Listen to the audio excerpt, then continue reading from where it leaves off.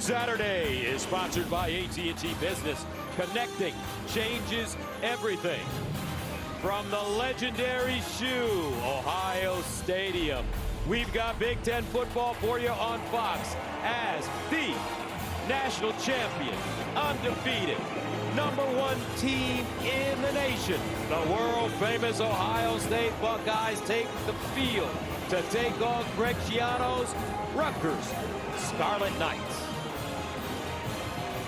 Hi, everybody. I'm Gus Johnson along with my quarterback, Joel Klatt, and welcome to Columbus, folks. Wow, Ohio State, every year they continue to do it. Once again, reigning champs. They come into this game #1, undefeated. They're doing it on all sides of the football. Most notably, though, would you like at the quarterback position with Julian Saint? He's been terrific. I can't wait to see him today because he's going to be without his 2-star wide receivers, Carnell Tate and Jeremiah Smith. So we're going to see this young quarterback for the first time without those safety nets on the outside.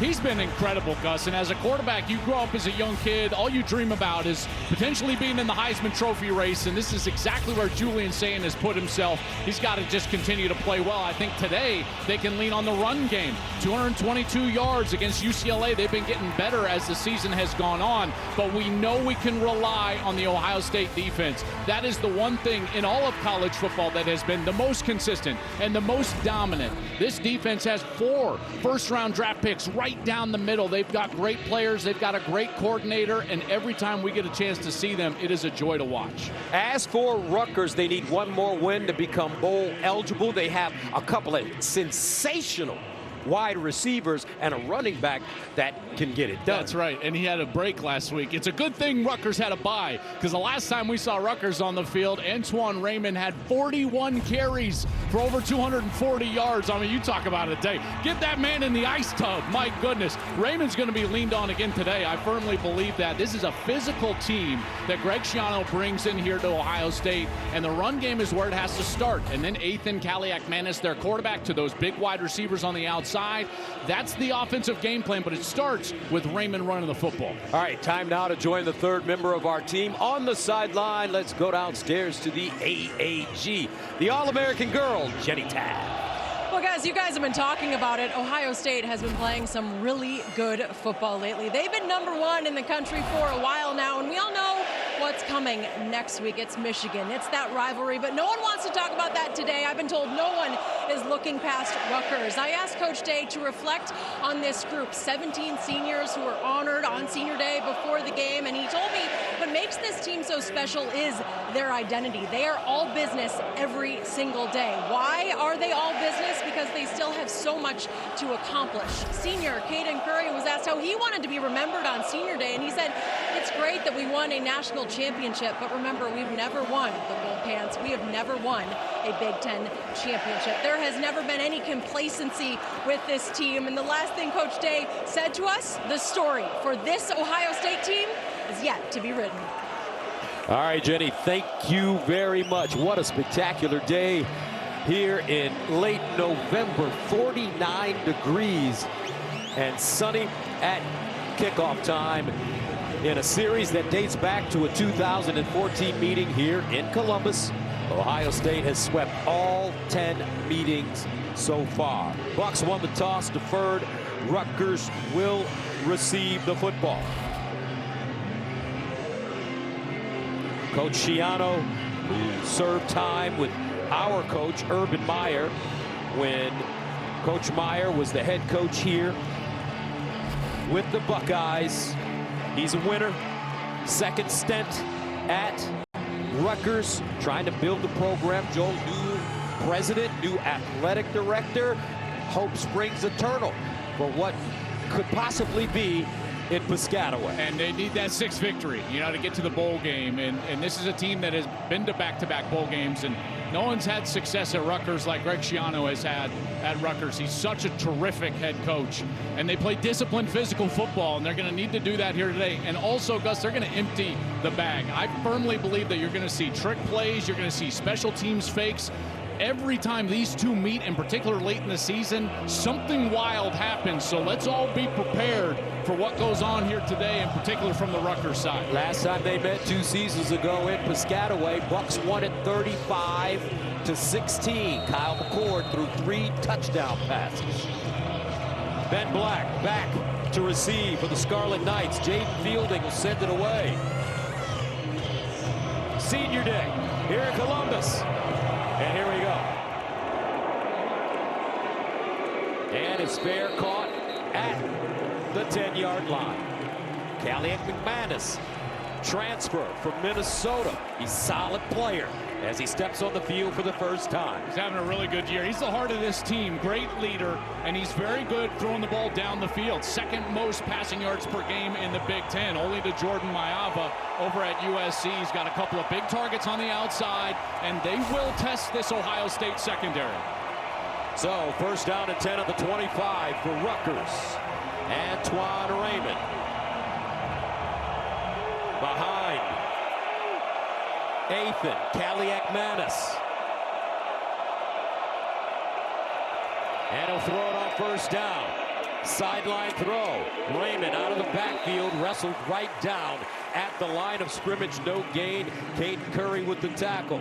And the starting offense for Rutgers. Well, this offensive line is physical. They do a nice job in the run game, but it's really about these wide receivers on the outside. KJ Duff and Ian Strong, Gus, they are huge. KJ Duff, 6'6", 225 pounds. Ian Strong, 6'3", 211. They have the matchup and the height advantage on the outside. They're going to have to take advantage of that all day long. Second down and 10 at the 25. And they'll hand it off. Raymond, not a lot of room as Tywan Malone Jr. gets to him first. Defensively for the Bucks. Well, this is the best defense in America, and they're great because they're great right down the middle. First-round draft picks right down the middle on all 3 levels. Caleb Downs is terrific. Rutgers taking a shot down the field and incomplete, intended for Ben Black. And that will force Rutgers to punt it away. Good coverage right there from the freshman Devin Sanchez. Sanchez out here on the very first series. He's 6'2", 198, so a bit of a height issue for Jermaine Matthews, who plays now in the slot at 5'11". Sanchez comes in there and he gets the task of defending one of these tall receivers. That's good coverage on the outside. Jacob Anderson will punt it away from his own 11-yard line. Brandon Innes, the deep man, at the 30. This one, end over end kick. Innes signals with a fair catch and has it at the 27. 46-yard punt, and that brings on Julian Sand. I'll tell you what, this guy is as complete and efficient and accurate a passer as we've seen in college football. He leads the country in completion percentage, 17 pass TDs, only the 1 interception. He has been terrific, and I love when we talk with the coaches, and Gus, they always talk about, yeah, hey, listen, he's accurate and he's got a quick release, but his superpower is his mind and how smart he is and how quickly he processes information in the pocket. First down and 10 for the Buckeyes. At the 27, Bo Jackson in the backfield, the freshman, having a terrific season. And they'll give it to him on first down, and he gets met in the backfield. Bradley Weaver, first man to him offensively for Ohio State. They're trying to figure out that right side of the offensive line. Tegra Shabola at right guard. He gets the start. He will rotate with Gabe Van Sickle, and then those 2 stars out, Tate and Smith. So it'll be Brandon Innes, Mylan Graham, Bryson Rogers, Max Clare, the tight end. There's Jeremiah Smith, not playing today. They're hoping he's going to be back for next week against Michigan. But look for one of these other stars on the outside to try to step up for the Buckeyes here today. After the loss of 2, second and 12 at the 25. Delayed handoff. Jackson with room. Look at the wiggle, and he'll pick up a first down. Gain of 14 yards. Nice job right here, and I think a huge key for this Ohio State run game is that these running backs develop the ability to make one miss. You see a clean blocked run play a lot on film, and then what happens is these young backs get tackled by the first defender there. So the idea of making that first guy miss in order to gain those extra yardage, that's the next step for the Ohio State run game. Jackson in his last game against UCLA, 15 carries, 112 yards and a touchdown. They give it to him again, running left. And let's take a look at Rutgers on defense. You know, this is a defense that has struggled, you know, in terms of rush defense. They have been the worst in college football in yards per carry allowed at 6.6, but they've been decimated by injuries. They had 6 scholarship DBs that were out last time they played against Maryland, so they are a patchwork group. Second down and 8. Sayan will throw it. Sideline throw, caught, not enough for the first. Bennett Christian with the reception, and he'll gain 4. You've got to lean on that run game. I would say this, and you know, we've been watching the film all year of this Ohio State team.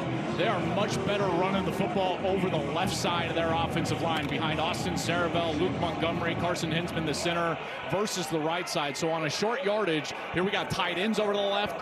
I would imagine this would go that direction unless they're trying to figure out what they've got over there on the right side. Third down and 4 at the 46. Opening series for Ohio State. Sayan with time delivers to the sideline. First down, Max Clare, the Purdue transfer.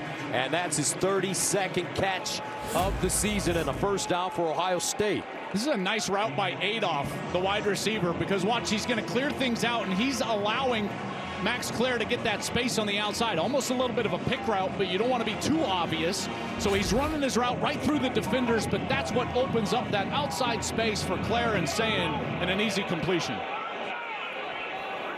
First down from the 49. Jackson breaks free. Jackson, first down, tumbles forward to the 35. Bo Jackson, a gain of 12. Jet Elad with the tackle. Yeah, now another miss for Rutgers from a tackle perspective, and this is what Ohio State needs to do. There he's in the backfield. He gets some contact runs through it, and he's able to pick up the first. Jackson comes into this game with 725 yards rushing. Around the corner again. Another first down by Jackson. As that offensive line opening up serious holes for the running game. Another 14-yard gain. Yeah, and I know you've said it already, Gus, but Jackson has had a really good true freshman year. They didn't even play him against Texas, you know, trying to ease him into his career here at Ohio State, but he has definitely become the featured back. 80 yards per game. That's the second most by a freshman in college football. And every week we see him get better and better, and already today we're seeing him make guys miss, create big plays in the run game. First down at the 23. Here's the pitch. Isaiah West this time. And he'll get inside the 20 before being dropped. 4-yard gain. And Ohio State continues to move the ball on the ground. Yeah, I tell you, this is a run game that they've had a real emphasis on the last few weeks, going back to that Purdue game. And they feel good about the way their offensive line is playing, the way their backs are developing, in particular these young guys, Bo Jackson and Isaiah West. 2nd and 6. Sayan drops it underneath. Ball caught. Clare again. He gains 8. And when we talked to Julian yesterday, he said, I tell you what, Max Clare is just a great safety valve for me. Yeah, that's right. So he's going to act like he's blocking right there, and then he just slides through. That's man coverage. When you get inside the 20, Rutgers loves to use that man coverage. That's a great call by Brian Hartline, the offensive coordinator, dragging that tight end across the field against man coverage. 10th play of the drive that started at the Ohio State 27. First down at the Rutgers 11. Here's a pitch out wide to Jackson. Turns it up. And almost a touchdown. He's down inside the 1. Jacoby Henderson with the saving tackle. Yeah, Henderson saves the touchdown here. Great job by that offensive line up front. You see up in front, Philip Daniels, number 70. And Jackson just can't quite reach out for that goal line. He's going to be stopped at the 1-yard line. That was a really nice job by the right tackle, Philip Daniels. Out in space as a big man getting a block. Jackson already 6 carries, 50 yards. Opening drive for the Bucks. Out of the I formation, 1st and goal at the 1. They give it to Bojack straight ahead, and he lost it. And turned away. Rutgers says they have the ball. I saw what you saw. I saw him kind of go down without the football. As he ran into the pile when he got driven back, Gus, you saw both arms. Field, it's a fumble recovered by the defense in the end zone for a touchback first down. So as Jackson gets hit, you'll see that football comes loose, and it's down, it's on the ground. He's definitely up. There's no doubt. What a huge turnover for Rutgers. Long drive for Ohio State, but a mistake by the young back. Scarlet Knights with the ball when we come back. Time for today's Game Flow, sponsored by Progressive. Senior Day here at Ohio State. Ryan Day and the Buckeyes, top of the table in the nation. #1 team, undefeated, as Ohio State turns the football over. Rutgers has it, 1st and 10 at their own 20-yard line. And here's Raymond running straight ahead. And he'll get back to the line of scrimmage, maybe a yard. Sonny Styles. Let's go downstairs to Jen. Gus, as expected, Coach Schiano so fired up with the way his defense started the game. He pulled them all together. He said, that was what we need. We set the edge, we press him, and we tackle. He said it again, set the edge, press him, tackle. That was awesome. Keep that going, guys. All right, Jen. Coach Schiano, we had a chance to talk to him on our conference call this week. Still positive, hopeful, and determined that this Rutgers program is going to continue to get better. 2nd and 9, sidearm throw caught at the 30-yard line. Terrific job. Sheffield with his 41st catch of the year. Yeah, he's the small slot receiver, 5'10", but quick. Beautiful ball from Kaliak-Manis over there on the corner. And this is a big drive right here for Rutgers. Build on that confidence and the momentum that their defense created with the turnover. 3rd down and 1.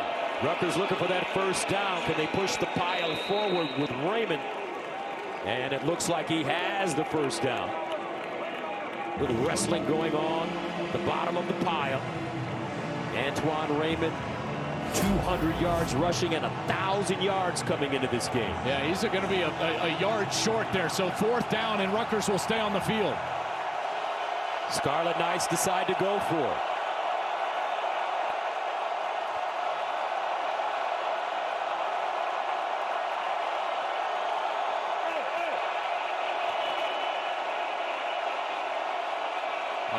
I think Greg's over there is just going to take a timeout here. And that's what he's going to do.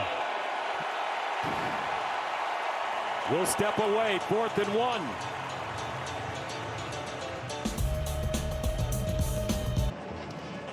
Coming up next on Fox, we've got a Big 12 showdown as TCU battles Houston. Houston having a great year. Then at 8 Eastern, BYU makes their push for the playoffs as they take on Cincinnati. It's all right here on Fox. That's going to be a great game. I'll tell you, that BYU team, Kalani Sitake does not get enough credit as a head coach, Gus. I agree with you 100%. We were there last year. Yeah, it's always a tough team, right in the thick of things, control their own fate to get to the Big 12 championship game. Rutgers going forward on 4th down and 1. Raymond in the backfield with Kaliak-Manis.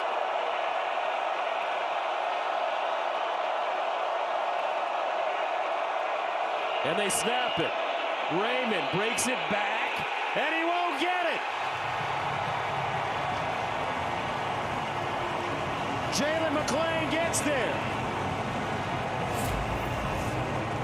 Well, first the defensive line does a great job forming a wall, and then you've got all the flow from the linebackers in 2nd level, and they're right there. McClain comes up to clean things up with Arvell Reese. Big 4th down stop for Ohio State and a short field for their offense coming up. Caden Curry getting a piece. All right, let's take a look at the current Big 10 standings sponsored by Discover. And don't forget to tune in to the Discover Big 10 Championship game presented by Discover, December 6th on Fox. Partner, what do you see? Well, I'll tell you, Indiana, Ohio State look like they're on a collision course for that Big 10 championship. And then that Oregon USC game later tonight is going to be an absolute monster. And then lurking, look at those Michigan Wolverines, 8-2, 6-1, still with a chance, obviously, at a playoff berth, outside chance to get themselves to Indianapolis with some craziness ahead of them. 1st down and 10 of the 29 now for the Buckeyes on offense. And they run the reverse with Peoples. Peoples are pounded forward. James Peoples, sophomore from San Antonio, Texas. backup running back, came into this game with 58 carries. He gained 6. I thought his best game was last week against UCLA. Had that incredible run over on the right side, hurdled an opponent for the Bruins, got himself into the end zone. They're quietly developing a really good stable of backs. And here, Bo Jackson in the game after that fumble. So Ryan Day showing some confidence in his young player. 2nd and 4. Jackson. And he'll be tackled behind the line of scrimmage. DJ Jabome with the stop. A loss of 2. Let's go downstairs to Jen. And following that fumble from Bo Jackson, he was first supported by C.J. Donaldson on the sideline. He put his arm around him with that young running back. But I got to be honest, guys, Coach Day, this is the most upset I have seen him in a long time. His words were simple. They were harsh. They were direct. Do your job. All right, 3rd down and 6 at the 25. Donaldson. Here's Sayin with time. Sayin rolls out, buys time, and finally just steps out of bounds. A flag on the play. Inside the 20-yard line. Eric O'Neal with pressure. I would not be surprised if they called a defensive holding here. Holding. Defense number 10. 10-yard penalty enforced at the end of the run. 1st down. That's Jacoby Henderson. Yeah, Henderson was the far side corner, and he was working against 82. That's David Adolph getting a chance to play with Smith and Tate out. And there you see the hold as he's driving him inside. And that's the way that Julian Sayin was initially looking. He wanted to come back to that right side, and he had to scramble outside of the pocket. Draws the attention of the official right there, and the grab on the outside, and it's a 1st down Buckeyes. Sayin 23 for 31, 184 yards and a touchdown against UCLA last week. 1st and 10 at the 15. Jackson remains in the game as the pistol.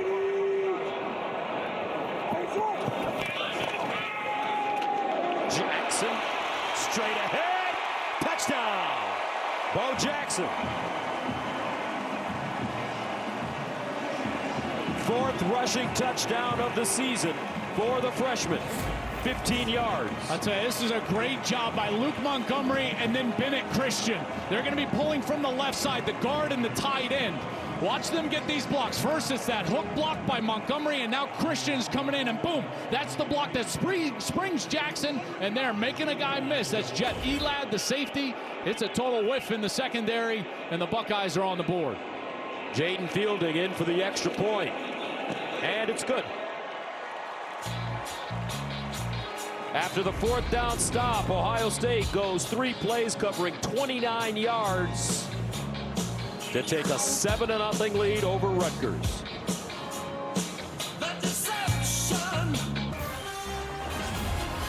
And welcome back. 7-0 Ohio State. After fumbling on their first series, Buckeyes stop Rutgers on a 4th and 1 and march it right down the field. Bo Jackson, they got his confidence back quickly after the fumble. Yeah, I mean, that's important for a young player, and Coach Day knows it. He's hard on him on the sideline. Jenny, great report talking about, you know, the Ryan Day motivation on the side, doing your job, and goes right back to Bo Jackson for a touchdown.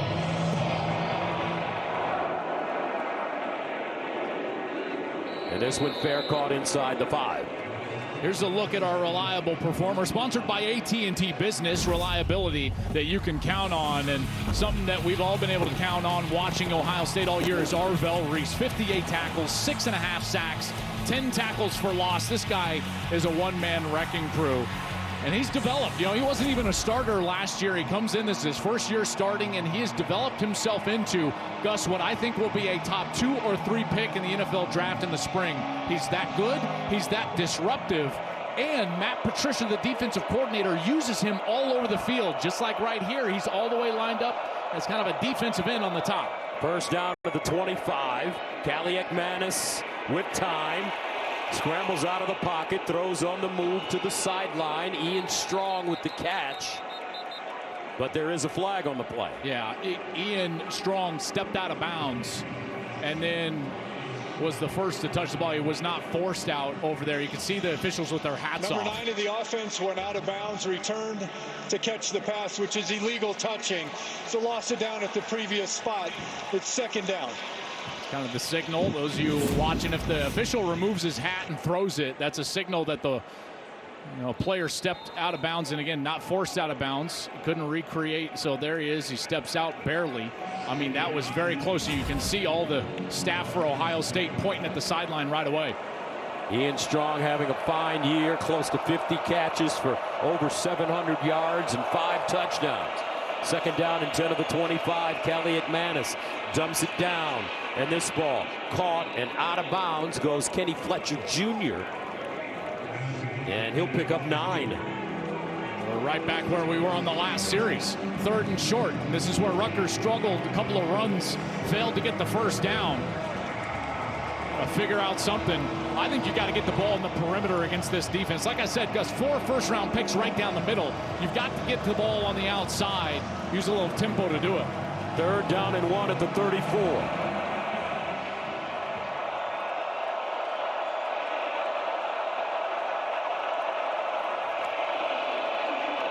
Kelly McManus sprints out. He'll try to get the first down himself, and he does. As he slides forward close to the 40. A 3-yard gain, first down, Scarlet Knights. Yeah, first I love the play call from Kirk Soraka, the offensive coordinator.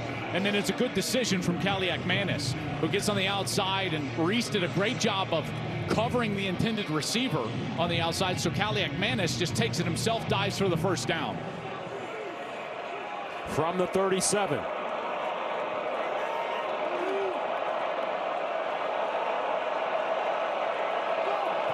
Kelly McManus drops it down. Ball knocked away, picked up. Let's see. Incomplete is the call.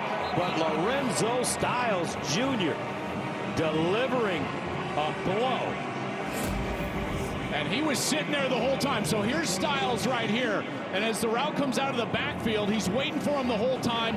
Ill-advised throw, pretty clearly incomplete there, as Styles was able to hit that ball right when it arrived, as Raymond was trying to get the ball outside, and a bit of a late hit on the quarterback. No flag comes out there as Curry knocked over Kelly McManus. 2nd and 10 at the 37. Kelly McManus delivers the deep ball down the sideline, and incomplete. Igbenogson in coverage. Ball intended for KJ Duff. That's pretty good coverage down the field. First of all, Igbenogson is on top, so he's got good leverage. And then as he contacts the wide receiver, he's able to let go and locate the ball. The flag does not come out. He's done a great job this year, Igbenogson. Last year, the most penalized defender in all of college football, 16 penalties. This year, he's cut him way down. Only 3 penalties on Igbenogson on the outside. He's become a real strength for them. 3rd down and 10 at the 37. Kelly McManus. Nice throw, great catch, KJ Duff. First down, Scarlet Knights. That's the 54th catch of the season for Duff, and he's got 923 yards receiving, gain of 12. I mean, he had a monster game a few weeks ago against Purdue. He's a heck of a wide receiver. You know, just a sophomore, he had 6 catches for 241 against Purdue. He's a matchup nightmare for a defense at 6'6". He's, again, 225, and I'm looking out there, I'm always thinking to myself, okay, who's covering him? Well, on the outside, that's Jermaine Matthews. Jermaine Matthews is only 5'11". He's in single coverage. I'd go right back to Duff right here. You've got a one-on-one. Why not take a shot to your big wide receiver? First down to the 49. Play clock winding down. They get it off. Brown with a hole, and he'll get forward. Pierce with the tackle. They give him 5. Rutgers finding a little rhythm on this series. And when you do find rhythm against this defense, you've got to take advantage. Anytime you cross the 50, you got to think to yourself, all right, how in the world can we score? This is a defense that is historically good right now in terms of scoring defense, and you've got to capitalize on your opportunities. 2nd and 5 at the 46. Samuel Brown remains in the game. Kelly McManus, play fake, steps up. Oh, he gets ripped down by Caden Curry. Woo! Now that is strength. Well, just a great job. First he contacts the tackle, and then he wins after the contact. Rips by him. Great job getting to Kaliakmanis, and the strength of that one hand, grabbing him by the jersey, Gus, like you said, and dragging him down with one hand. 8th sack of the season for Caden Curry, having his best year. Makes it 3rd down and 11. And that'll take us to the end of the first quarter. Big 3rd down coming up for Rutgers. Ohio State on top, 7-0.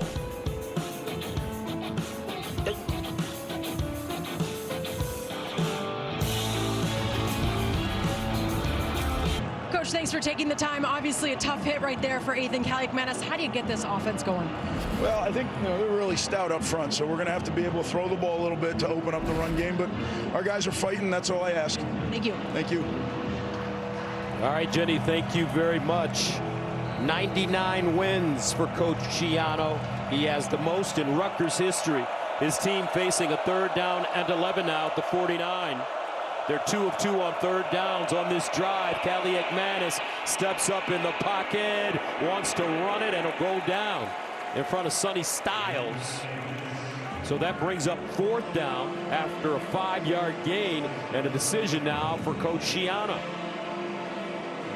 Gets across the 50, and that's no man's land. You really don't want to punt this ball away, and at least Kaliakmanis provided a much more manageable 4th down scenario here at 4th and 6. So the offense will stay on the field, and they'll go for it for the 2nd time here today. 4th down and 6 yards to go at the 46-yard line.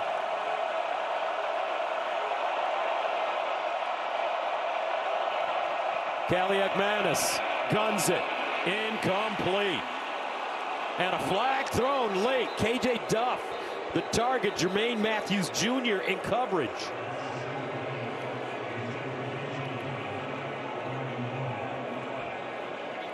Well, there's that mismatch height-wise, and so here's the matchup on the outside. You've got Matthews and Duff. Defense number 7, 1st down at the spot of the foul. That one looks a little questionable. Yeah, that's not a great call, because he wasn't hindering his ability to catch the ball. He was just standing right in front of him. You don't have to turn around. You know, you just can't create the contact that hinders his ability to catch it. I guess they're saying his hands were on him. Not a great call there.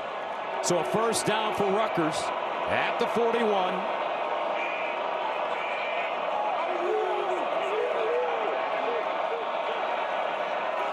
Kaliakmanis with the handoff, and Brown slicing through the defense, picks up 4. Nice physical run right there from Samuel Brown. He had an ACL injury last year, has come back, and he provides them a little slasher type of runner. You can see he got physical there and got himself into the middle of that line of scrimmage for 4. Senior from Philadelphia. 2nd and 6.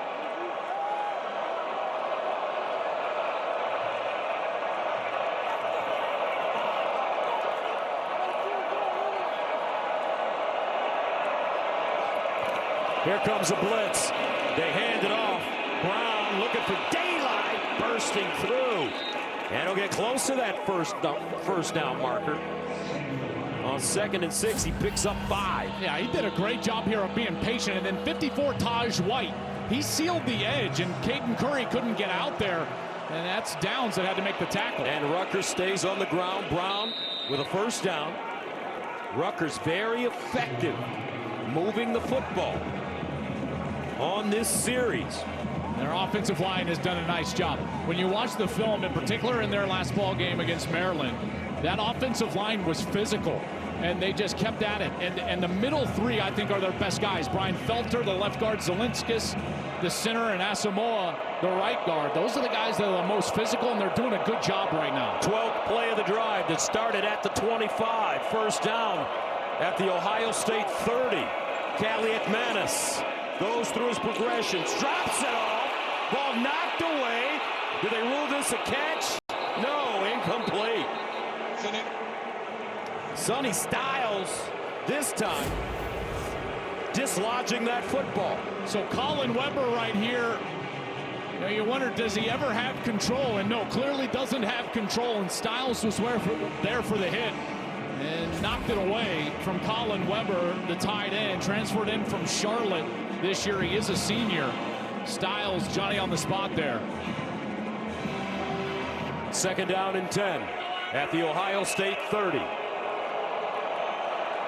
Callie McManus has to look for those big receivers. KJ Duff, Ian Strong rolls out, dumps it down. Fletcher breaks the tackle and tumbles forward at the 25. And Lorenzo Styles is down.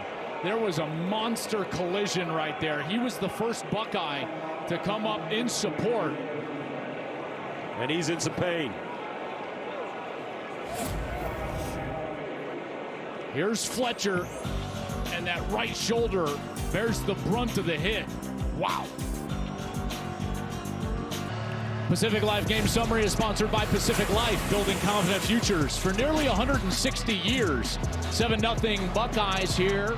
Julian Sayin, 3 of 3 for 18 yards. It's been mostly the ground game. Bo Jackson, 7.1 per and a touchdown. But Callie McManus has this Rutgers offense driving. The defense did force one turnover. Lorenzo Styles off. He was being helped off the field after that last play. Rutgers on a 13-play, 49-yard drive. Callie McManus. Incomplete. Sheffield, the target. Rice West in coverage, but the best defense has been the offense right now for Rutgers. They've held the ball for close to 7 minutes. Yeah, that was a nice long drive, and they got the run game going, just unable to connect there on 3rd down. Bryce West was in coverage. The sophomore came in for Lorenzo Styles. They attacked him right away. I love that strategy from Rutgers, but just unable to connect. Jay Patel comes in to attempt the field goal, 12 of 17 on the season.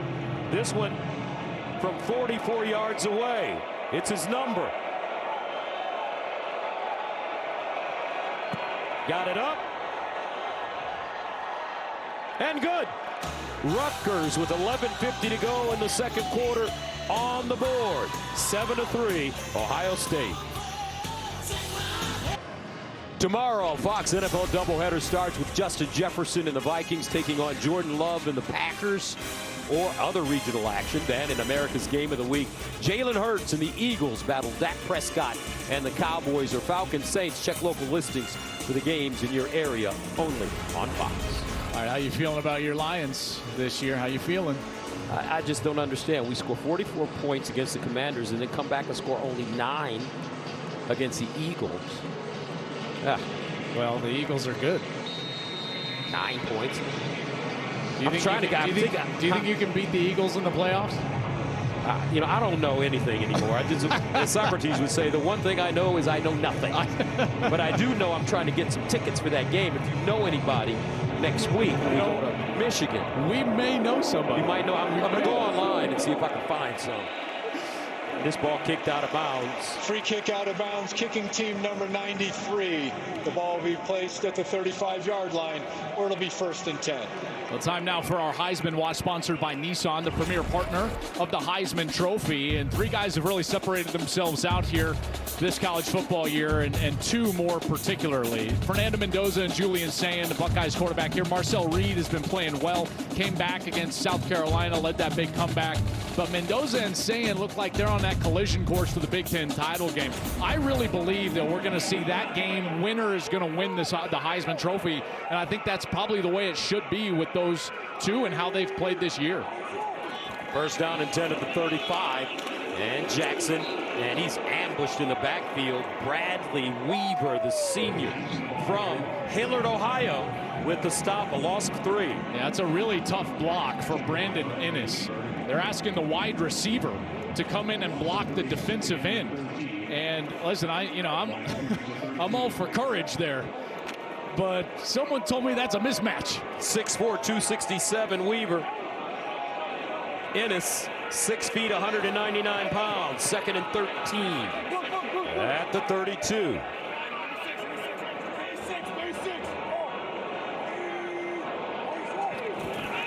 Sayin under pressure, on the move, incomplete. Knocked away at the end. Ennis was the target. Cam Miller, the Penn State transfer. Yeah, really good coverage, you know, and right in the hip pocket of Ennis. And these are always those plays, you know, if you got Carnell Tate and Jeremiah Smith, they always win on the outside. Ennis is a really good player, but he's not Tate or Smith. And you're starting to see that. Normally, Ohio State can come out and just pitch and catch at ease in this passing game. It's been a little bit more difficult, and the O-line is not playing great, in particular in pass protection. 3rd down and 13. Sayin steps into his throw. And incomplete. Unable to hold on to that football, David Adolph. And Ohio State will have to punt it away. He runs a good route. And Sayin does a great job of stepping away from the little pressure that showed up in the pocket. And he delivers a really catchable ball, and Adolph just drops it, and they're going to have to punt it away. Eric O'Neal with pressure for Rutgers. And this is the first punt of the game for the Buckeyes. Joe McGuire from the 17. Sheffield, the deep man for Rutgers. And he has it at the 25. 44-yard punt. Coming up, Rutgers down 7-3 with the football.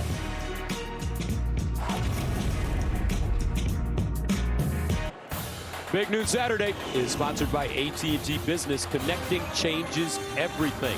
A scrappy bunch of Rutgers Scarlet Knights hanging tough with the #1 team in the nation.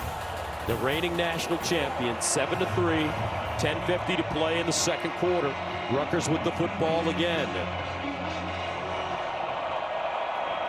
Kaliakmanis, the leader. He'll hand it off. Raymond with room. Raymond dragging defenders. McLean finally brings him to the turf.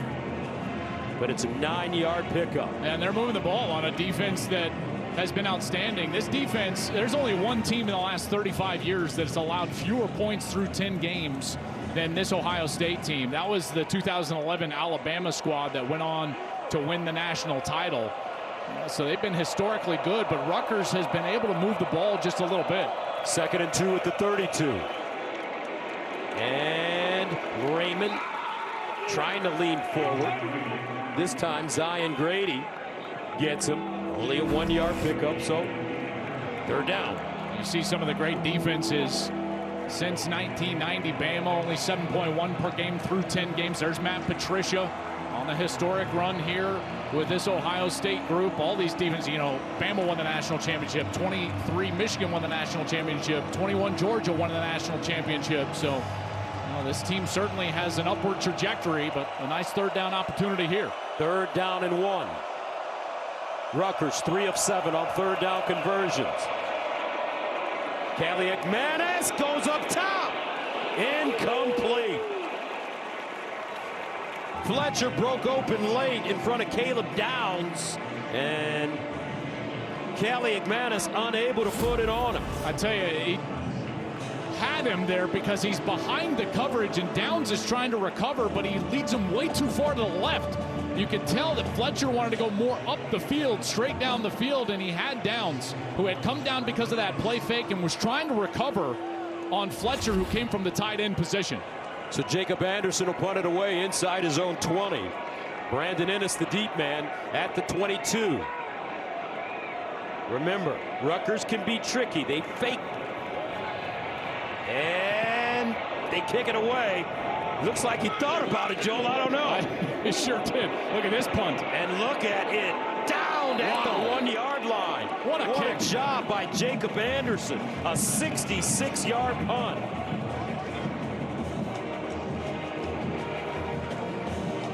He had the slow roll over to the right side, didn't he, partner? I didn't know for a second. You're like, is he going to? Is he going to? And then boots a beautiful ball down there. You think that was an option to run it if he saw something? With Greg Schiano, it's always an option. It's always an option. It can be tricky. But they had covered it up well, the punt return unit for Ohio State. But what a beautiful kick. And that's one of the reasons that coaches will always tell the return man, hey, if you can catch the ball, catch the ball. Because as soon as it hits the ground, only bad things happen for the returning team. And this one bounces all the way inside the 5. So Julian Sayin and the Buckeye offense start at their own 2. They hand it off straight ahead to Jackson, and he runs into a pile. Rutgers, this defense now, you can see that they're inspired. Yeah, they are. And the last series, they played great up front. They got pressure in the backfield all 3 snaps. A tackle for loss on the first run play, pressure in Sayen's face on 2nd and 3rd down, and here a nice stand at the line of scrimmage. And these guys have got to play well, and in particular in a series like this, because this is what can set up an offense for Rutgers with great field position. So this is when you need to be as aggressive as possible as a defensive play caller. 2nd and 9. They'll hand it off again. Donaldson this time, not a lot. Gang tackling. Masgo. Jabome combining. So a big 3rd down for the Rutgers defense. They'd love nothing more than to get off the field here. Well, and who's the guy that you go to on the outside? And Greg Schiano knows that without Tate and without Smith, Ohio State's got to figure out who's the target on 3rd down. I would think it's got to be a guy like Max Clare. Max Clare is right here in the slot. All-American tight end. 3rd and 6 at the 6. Sayen looking underneath, caught, and a 1st down, Ohio State. David Adolph, the senior, picks up 9. He comes back. He had the drop on the last series, and he comes back right here. Just a hook route right over the ball. And as soon as those linebackers get any depth at all, Sayen immediately goes to him right on the middle of the field. All his completions have been to the tight ends until that one right there to Adolph. So finally a wide receiver on the board for Ohio State. And if you weren't with us at the top of our broadcast, Jeremiah Smith, Carnell Tate, the 2 tremendous receivers for Ohio State are out today because of injuries. Sayen again, got it away at the last moment. Under pressure by Eric O'Neal. He was an eye blink away from Julian Sayen. O'Neal had a monster game 2 weeks ago against Maryland. I mean, he was so close to Sayen. He had 10 tackles, 2 tackles for loss. And look, oh my goodness, he almost got that ball. That would have been disastrous for Ohio State. O'Neal was a transfer from James Madison, was only there for 1 year, so never actually played for Kurt Cignetti before Cignetti left to Indiana. But I tell you, that was close on that play. 2nd and 10 at the 15. Julian Sayen letting it fly now. Here's a screen. Jackson with space. And Bo Jackson, nice run after the catch. Gets to the 30-yard line for a 14-yard pickup. Yeah, nice job by that offensive line on that left side. In particular, 51, Luke Montgomery. Watch Luke Montgomery. He's going to get out. There's Hinsman, the center. They get a block. 51 does a nice job. Adolph, 82, gets a block. There's Hinsman just shielding their guys enough so that Bo Jackson can find the line to gain and move the chains. And we do have a Rutgers defender that's down on the far side. You know, it's been a tough go for this offense after the first series. They ran the ball so efficiently on the first series, and Gus, we haven't seen them get the passing game going outside of maybe a tight end here or there. Good call to go to a screen pass, use that aggressiveness against the Rutgers defensive line. Abram Wright is the injured player for Rutgers. And while they tend to him, we will step away. 7-3, 6:44 to go. And right now, Abram Wright, they help him get up. Walks off the field on his own. That's a good sign. Young man, a junior from Jacksonville, Florida. Went to Fleming Island High School. And he'll go into a tent. We'll take a look at it.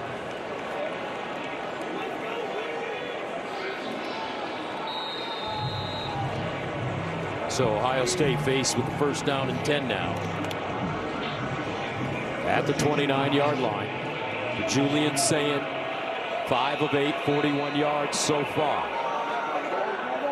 C.J. Donaldson checks in at running back.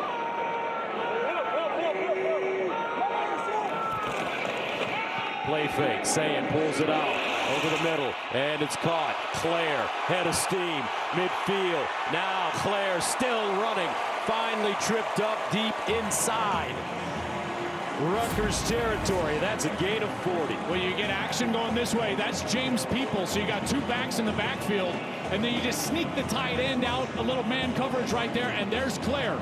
And again, this is probably the most reliable guy that they have on the outside without Smith and Tate on the field.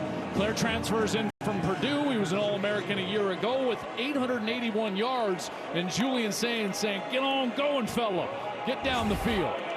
Max Claire, a big dude, 6'5", 243. First down at the 32. West, nothing. He gets knocked backwards. Bo Masco sticking his nose in there. The junior from Kissimmee, Florida. You know, I think the surprising part right now is that this rush defense for Rutgers has been the worst in college football. 6.5 yards per carry they've been giving up. And so far here after that first series, they've been pretty good against the run after that first series. Bo Jackson's got his yards, 62 already. In the last couple of series, it's been tougher. Second down, Sayin dancing in the pocket. Guns it sidearm, and it's caught by Ennis. Brandon Ennis, they give him 3. Right here, good time in the pocket from the offensive line. You can see the coverage is tight, but look how accurate that ball is from Sayin. That's what I'm most impressed with when I watch Julian Sayin, is that the ball is on time and on target. And as a quarterback, that's really the bottom line.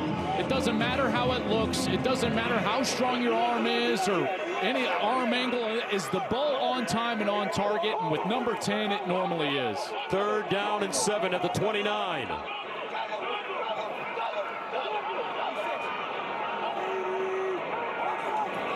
Sayin. Sideline caught. Claire again trying to fight for extra yardage. He will not get the first down. I'll tell you, he's going to want this one back. Watch Brandon Ennis right here, number 1. He beats the coverage. He's wide open. That's a touchdown. His arm is up. And Sayin had already left that part of the progression and goes down to his tight end, Max Claire. You know, sometimes he goes quickly and he can miss those guys down the field. And right now they did run on the field. Lincoln Keenholz, the backup quarterback, will take the next snap. Fourth down and 2. Donaldson in the backfield. And a timeout, Ohio State. Ohio State, their first 30 seconds. And we'll stay right here. You know, that's, as a young player, Julian Sayin does a great job taking care of the football. There's no doubt. And you would never coach this out of a guy, but his future development, the more he starts, the more he sees, the more he'll just hang on just a bit on those plays, in particular when he's got a shot down the field. Because, Gus, on film, there are moments when there is something open down the field, but he gets to a check down. Now, as a coach, that's tough, because guess what it is? It's completion, you're moving the chains, you're creating better situations for your offense. But there are those moments where he can take more shots, and I think that that's a progression that they would need moving into the playoff. Facing Michigan next week, possibly a Big Ten championship game against Indiana. And that last third down was a big example. That's a touchdown left on the board. Keenholz will remain in the game at quarterback on 4th down and 2 at the 24 of Rutgers.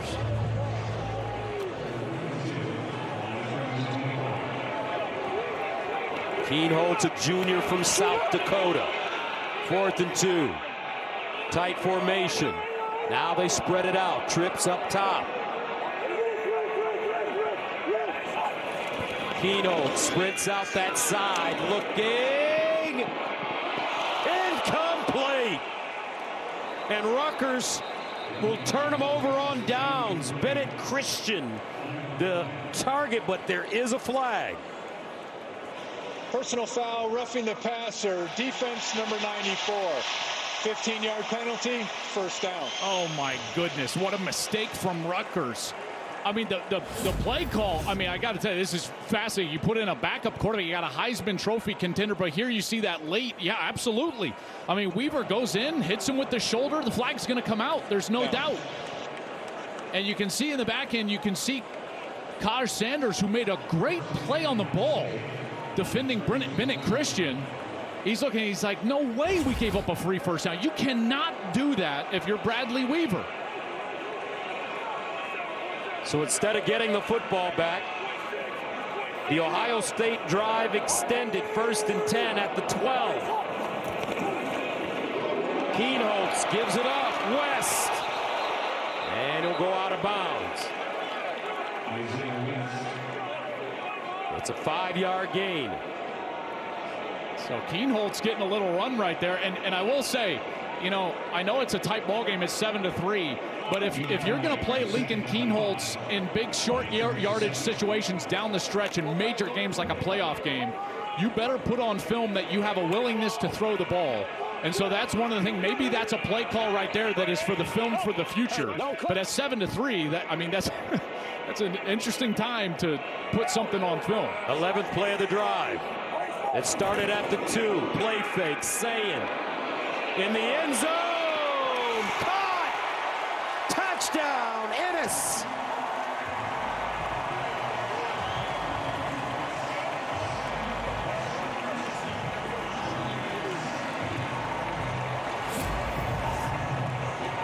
I mean, what a throw. It's a beautiful throw, and Ennis has that foot down. Does he maintain control through the process of going to the ground? It looks like he does. There's control. He's got that left foot down, and then he's just got to control it. He's got it in that left hand. Official is all over it.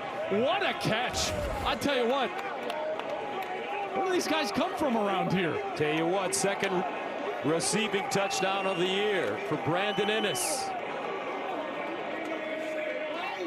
There's Carnell and Jeremiah giving their guys some love. It's normally those two making those catches, Gus. Fielding, extra point. And it's good. Ohio State goes on an 11-play, 98-yard drive. They eat up 6 minutes and 50 seconds to take a 14-3 lead. I mean, that was such a good throw and great concentration by Ennis. And this is what's so wild, right? It's like you've got two guys that are two of the best receivers in college football. As you saw a shot of Weaver, he had that big penalty on 3rd down. And then here's Ennis, clearly the 3rd option at wide receiver, right, Gus? Yes. Well, he was the 35th overall player in his class when he came out as a recruit. Wow. So as a junior, he's waited his time, but every one of these guys. I mean, it kind of reminds me of Abeka Abuka, yeah, because he had Jeremiah Smith and Carnell Tate, and he ended up being drafted in the top 20. Emeka was such a good player for a number of years, whereas this is really Ennis's first opportunity to be a starter. You look at what they've got in their room right now. All 5-star players: Tate, Ennis, Jeremiah Smith, Mylan Graham not playing today, Quincy Porter not playing today, and Mylan Graham. So it's just lined up, man, like airplanes on a tarmac ready to take off. And these guys are so good, and Ennis is a guy that, from a leadership perspective, has stepped up. Even though he hasn't had huge production through his career, he's a captain on this team for a reason, and they all love him. So Rutgers with a golden opportunity squandered with the penalty. Yeah. You just can't do that. You know, and I know that there are some of you out there that are like, that's not passive. I understand. Listen, I get that.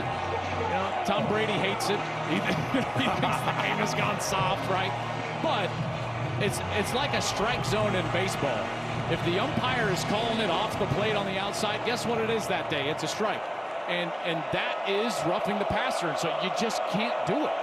1st down to the 25 for Rutgers. Handoff, Raymond, all sorts of running room.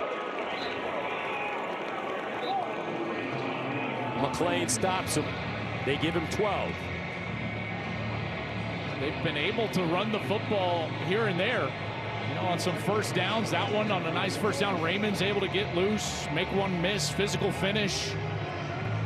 See if they can get one off before the 2-minute timeout. It doesn't look like they will. That was the longest rush of the game, and that will take us to the 2-minute timeout. With the score 14-3, Rutgers fighting hard against the #1 team in America.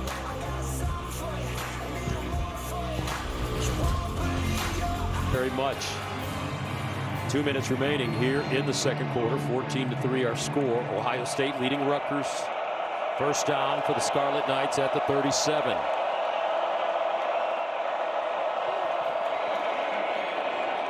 Raymond hit as he's given the ball, no gain. Bo Atkinson, first man to him. Senior from Raleigh, North Carolina, UNC transfer. 2nd and 10. Kelly McManus pulls it down, now fires back, and Igbenogson stretching out. Strong, the intended receiver. That's great coverage by Igbenogson. He was right in his hip pocket. He was able to get over the top, just bat that ball away nice and calm. Ohio State leading it 14-3. 1:39 to go. Here's Callie McManus, the deep ball, and picked up by Igbenogson. But there is a flag, and this may be pass interference. Personal foul. Illegal hands to the face. Defense number 96. 15-yard penalty. Automatic first down. They get Edric Houston in the middle of that defensive line.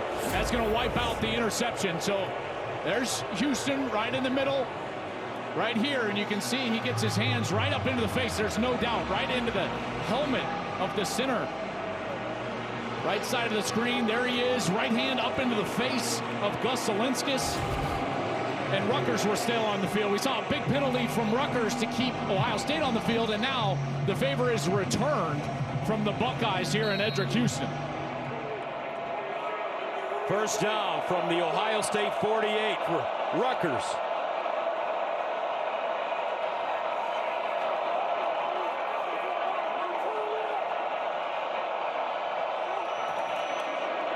Here's the handoff. Brown tries to turn it back and is bottled up and taken down. Houston makes up for the penalty. That's a loss of 2.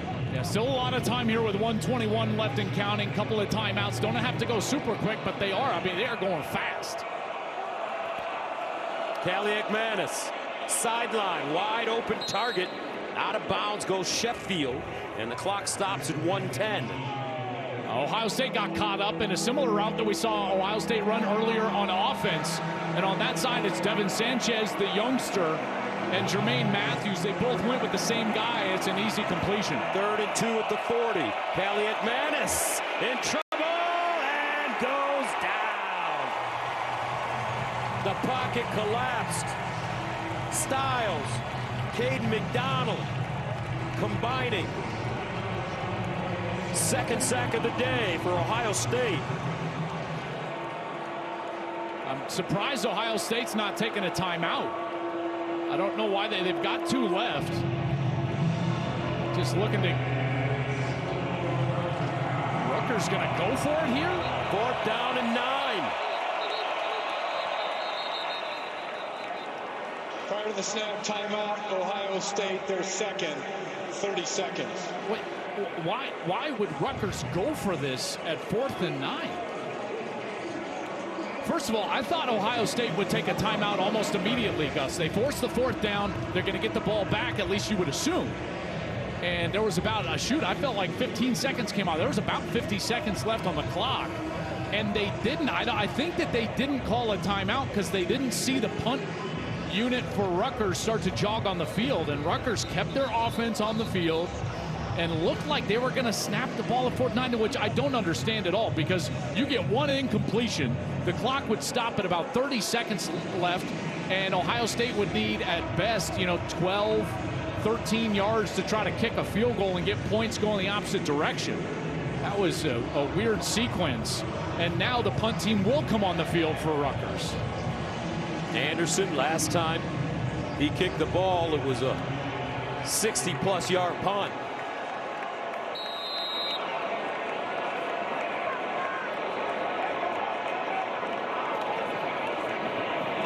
Gets it away. Ennis lets it go over his head. No, excuse me, Ennis catches it. Pardon me, folks, lost that one in the sun. 37-yard punt. That's why I was surprised they didn't take that timeout earlier, because I would have thought they would have had about 40 seconds here. They do get the ball to start the second half, and so maybe they'll try a screen or a draw, maybe a tight end screen here, just to see if it pops. Maybe even take a knee and just go into the locker room, leading at 14-3. Are you surprised with how gritty this Rutgers team has played, or that Ohio State only has 14 points against the Scarlet Knights? Well, a couple of drives for Ohio State came up short. And they'll hand it off. Peoples gets back to the line of scrimmage, no gain. They drove down, fumbled on the 1 yard line. That's a drive that could have very well ended up in the end zone, and they punted it away on a 3 and out. And I know Ryan Day well enough to know that he's going to go in there and get after his group. Ohio State 43-1 at home when leading at the break. Mike Hill, Chris Peterson, and Bruce Feldman standing by with the State Farm halftime show from Los Angeles.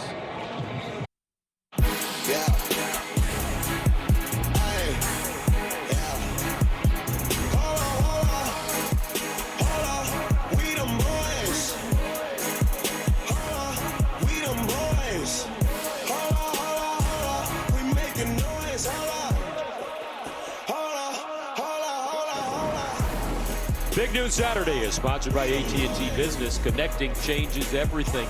Welcome back to Columbus, Ohio Stadium. We're ready to start the second half. Buckeyes on top of the Scarlet Knights, 14-3. Gus Johnson along with my QB Joel Klatt. Welcome back. In that first half, you got to give Rutgers a lot of credit. They're taking on the best team in the nation, and they fought hard with some opportunities and also a self-inflicted wound. Yeah, without that penalty, the roughing the passer, they're right there against Ohio State. I thought they played well at the line of scrimmage, but early in the game, it was Ohio State able to establish the run that allowed them to drive down the field and ultimately get into the end zone. Bo Jackson had a nice first half. He ran for 62 yards, over 5.5 per carry. He was into the end zone from 15 yards out. And then there's that penalty that we were just discussing, Gus. Jared Weaver, he hits Keen Holtz, who was in for a couple of snaps for Julian Sayin. That extended the drive on a big third down stop. And then, boom, there's Brandon Ennis. Corner of the end zone, beautiful throw, beautiful catch.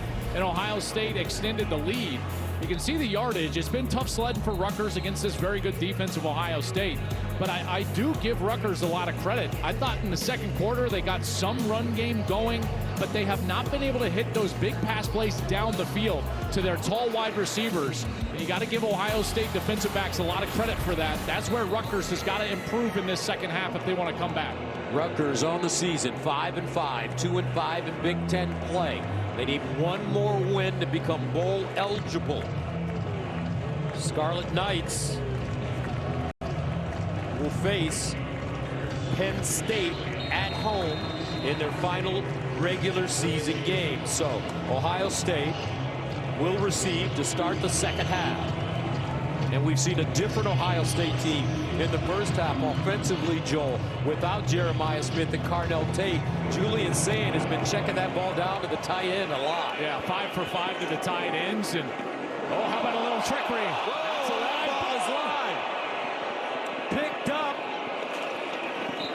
and out of bounds at the 10-yard line. Brandon Ennis threw it to James Peoples. Well, I told you at the beginning of this broadcast that something funky was going to happen on special teams. Normally it's the Rutgers side, but here Ryan Day dials up a little trickery on the opening kick of this second half, and it backfires, and now they're going to be backed up way inside of the 10-yard line for this offense. They lost 12 yards.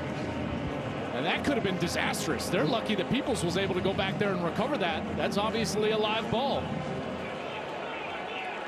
So it's first down and 10 at the 9-yard line for Ohio State. Jackson on the edge. And Jackson close to a first down. Looks like he'll get it. Let's go downstairs to Jenny. Well, you know what? Coach Day didn't tell me he was going to try that. He did bring up his frustration from some of those drives that came up short in the first half. He did highlight that fumble, of course, at the red zone, and he said those are the kind of mistakes that lose you games. It should be 21-3, but right now we get the ball in the second half, and I need to see the effort in the first 4 minutes. Now, Coach Schiano told me it was those critical errors. You guys mentioned that roughing the passer penalty. He said that was a killer for us. We have to figure out how to handle their tight end. We tried to clean up a lot, but our guys are playing hard, and that will continue. All right, Jen, first down and 10 of the 22. Here comes a blitz. Jackson, and they gobble him up immediately. That'll be a loss of 3 yards. You just look at all the players up near the line of scrimmage. Eric O'Neal. Because, again, there's no threat outside. They haven't thrown the football down the field. Everything that they've thrown has been short. Saying 9 of 12 for 95 yards. Haven't even hit the 100-yard mark because they don't have Tate. They don't have Smith. They can't get the ball down the field. So a lot of aggressive, low safety play from this Rutgers defense. 2nd and 13 at the 19. Sayin guns it. Nice throw, nice catch. Adolph, who's done a fine job in for Jeremiah Smith. He gains 14. Brian Hartline was excited to see Adolph get his chance here. He's just going to run an in cut, and he does a nice job creating a little space, a little contact at the top of the route, and then covers up that ball, ball security as he goes for the first down. First down at the 33.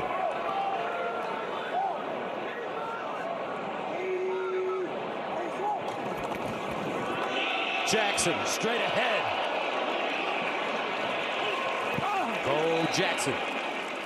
Stopped by Wright and Elad.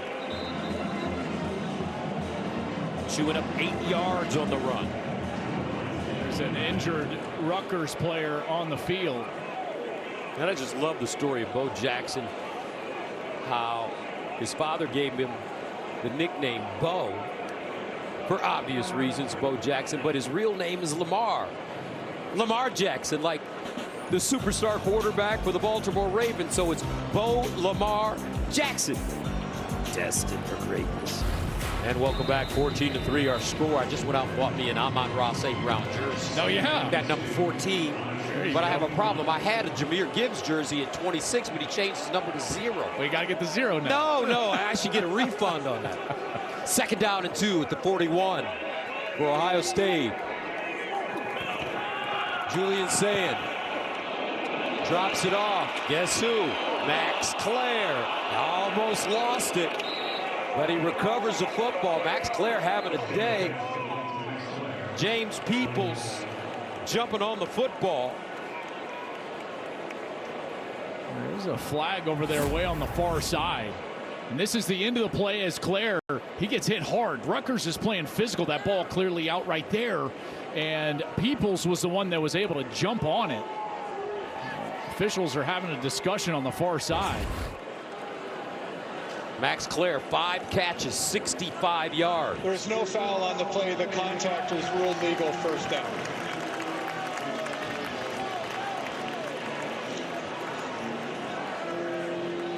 You knew it was going to be a big day for Clare. Without Tatum Smith, obviously, he's got 5 targets, 5 catches, 65 yards so far.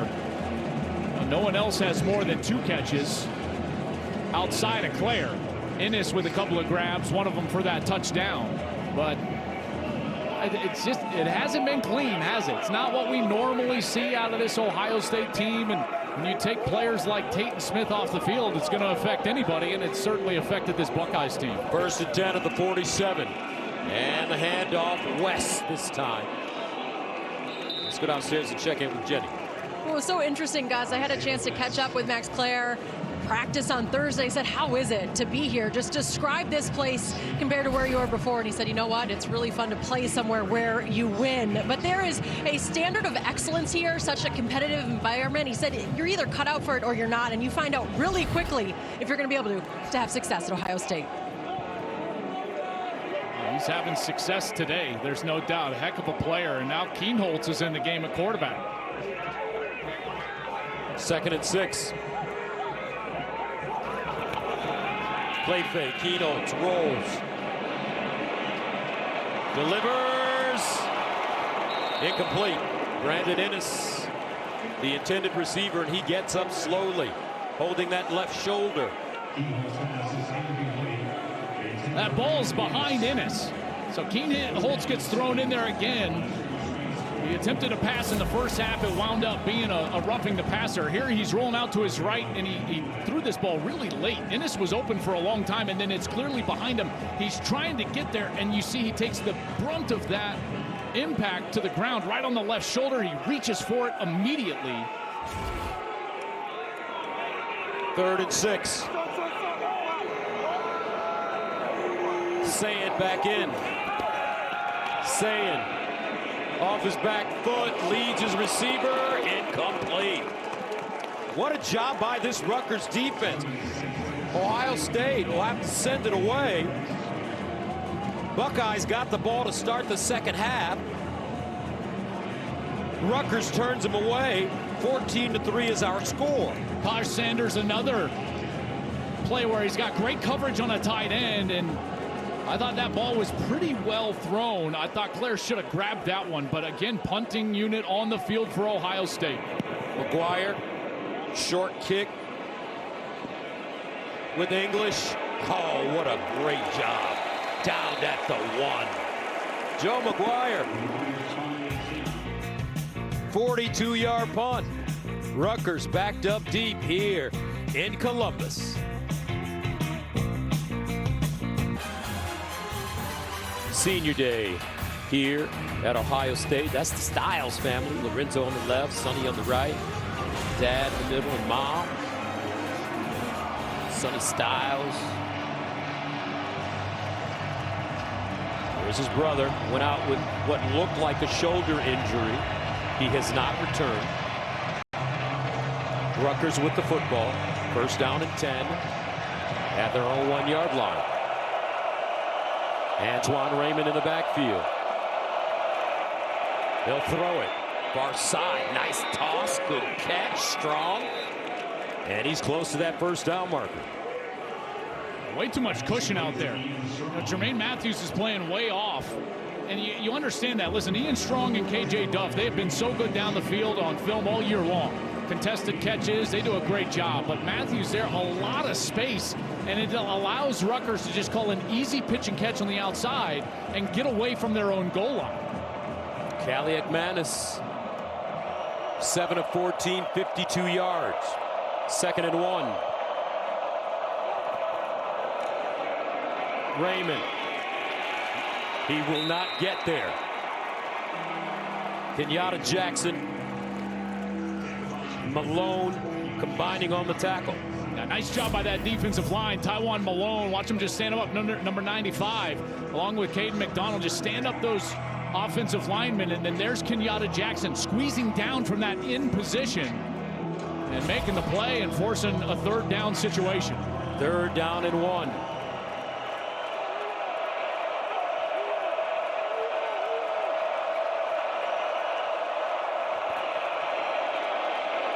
Brown leaning.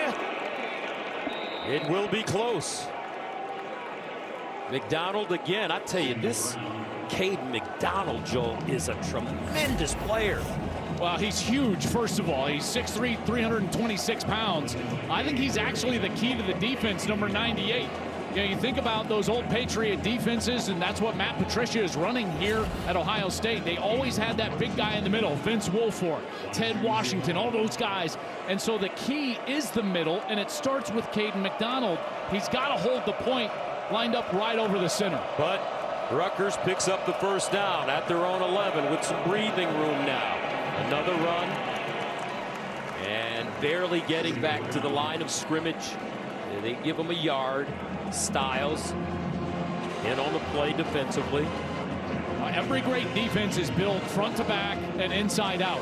I mentioned earlier today, you know, this team has 4 first-round draft picks right down the middle. It starts with Caden McDonald. He'll be a first-round draft pick. Both linebackers, Sonny Styles and Arvell Reese, they'll be first-round draft picks. And then you got the safety, Caleb Downs, to cap it off. And that's why what generally opposing offenses need to do to move the football against Ohio State is get the ball on the perimeter. Third down and 9 at the 12. Make that second down and 9 at the 12. And hit! Loose! Curry! Caden Curry! Shot out of a cannon! Rolling on the field is a fumble. Recovered by the defense in the field of play, where it'll be first and goal. Well, here he is around the edge. Great rush around that right tackle, and he gets to the arm of Kaliak. Manis, ball is out, and now he's got a little scoop, and they say he's just short as he hits the ground, spinning over the top of the offensive lineman. That was Tyler Needham. So here's the ball out before the hand is moving forward, so that's a fumble. And now it's a dash to the ball. He gets it, and was he across the goal? Oh, that's close as his butt hits down. Was that touching the goal line? He looked like a break dancer. He did. Busted a move, Caden Curry. Wow, what a play. Well, I thought that was close to the goal line. Senior day for Caden Curry. Has waited his turn to start out at defensive end, and he's put together a monster year. That's his 9th sack of the year. First down and goal at the 1. They run it with Donaldson, and he will not get in. Nicely done. And Goy making the tackle. Yeah, this is just fast flow from these 3 guys up top, and no one gets there, and it's a bad read from Donaldson. You see the block from 83? That's the tight end, Nate Roberts. He's got his left side free, and so there's a space to just go outside. And as a running back, more important than just being tough at the goal line, it's being smart with your vision and making a good choice. And Donaldson right there just chose the wrong lane. Second down and goal at the 1. Donaldson, the deep man in the I formation. Play fake, saying, looking, end zone, incomplete. That one sailing out of bounds. Christian, the intended receiver, but a flag on the play. Holding. Offense number 78, 10-yard penalty. Second down. Well, that was the backup left guard, Ethan Onionwa. He came in because Luke Montgomery, the starting left guard, lost his helmet on the previous play, so he had to leave. So 78, Onionwa, he's in there, and watch, he gets beat to the right side, and then he just grabs the defensive lineman, and now Ohio State has to move back outside of the 10-yard line. So they can't get it in on first down. I thought that was a running back mistake there. Montgomery's helmet comes off. Onionwa has to come on the field, and here we go. It's second and goal from outside the 10, Gus. From the 11. Second down. Sayin to throw. Under pressure and incomplete. Eric O'Neal again. Eric O'Neal has had a fine game. Aside from that penalty, he has put so much pressure on Julian Sayin constantly in the Ohio State backfield. Yeah, and O'Neal had a great game against Maryland. It was Weaver who got that penalty early, 94, and so O'Neal has been a real threat all day long, going back to last week, 2 weeks ago after the bye. Again, he had 2 TFLs in that game against Maryland, 10 tackles, and he's been causing problems in the backfield for Julian Sayin all day long. Thank you for correcting me. Third down and goal at the 11. Sayin. End zone, wide open, touchdown. How did Max Clare get so wide open? Touchdown, Buckeyes. Well, Clare comes in motion right here, and once he's there, they just lose him in coverage. And it looks like it's man coverage right there, and they get a little pick play. And it's a great job by the outside receiver, David Adolph. So he's picking for Clare, but he's got to act like he's running a route and not just going in to block him. Adolph runs his route, gets the contact. Clare's wide open for a touchdown. Max Clare gives Ohio State a 20-3 lead.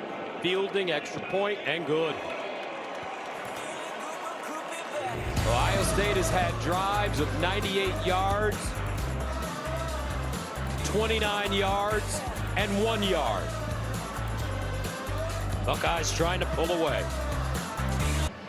The greatest rivalry in sports is here. Top-ranked defending national champion Ohio State heads to the Big House looking to snap Michigan's 4-game win streak in the game. It all starts at 9 a.m. with a special 3-hour Big Noon kickoff live from Ann Arbor. Then it's Michigan, Ohio State at noon, only on Fox. Michigan taking on Maryland today on our sister network, the Big Ten Network, and that game comes up after this one. And Wolverines are at Maryland. All right, now it's time for the Aflac trivia question. Get help with expenses health insurance doesn't cover with Aflac.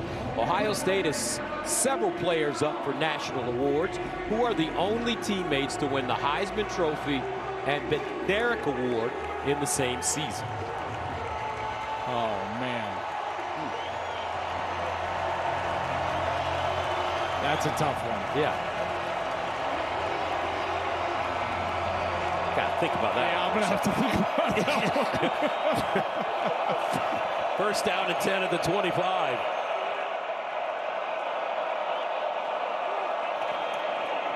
And they'll hand it off. Raymond. Now you have 7 Heisman Trophy winners for Ohio State. Archie Griffin twice. Les Horvath, Vic Janowitz, Hopalong Cassidy, Eddie George, and Troy Smith. Trying to think of like the linebacker when Eddie George won the Heisman. Was that? Not sure. I always try to think about a tie for this team. I'm thinking about that Bama team that had Devontae Smith. They won like all the offensive awards. That's kind of where my head's going. I don't know. I'm stumped on this. We just don't know. And Rutgers to throw it. Kaliakmanis in trouble and just gets rid of it out of bounds. All right, let's see what the answer is, folks. Who are the only teammates to win the Heisman Trophy and Bednarik Award in the same season? Jason White and Teddy Lehman. Oh, man.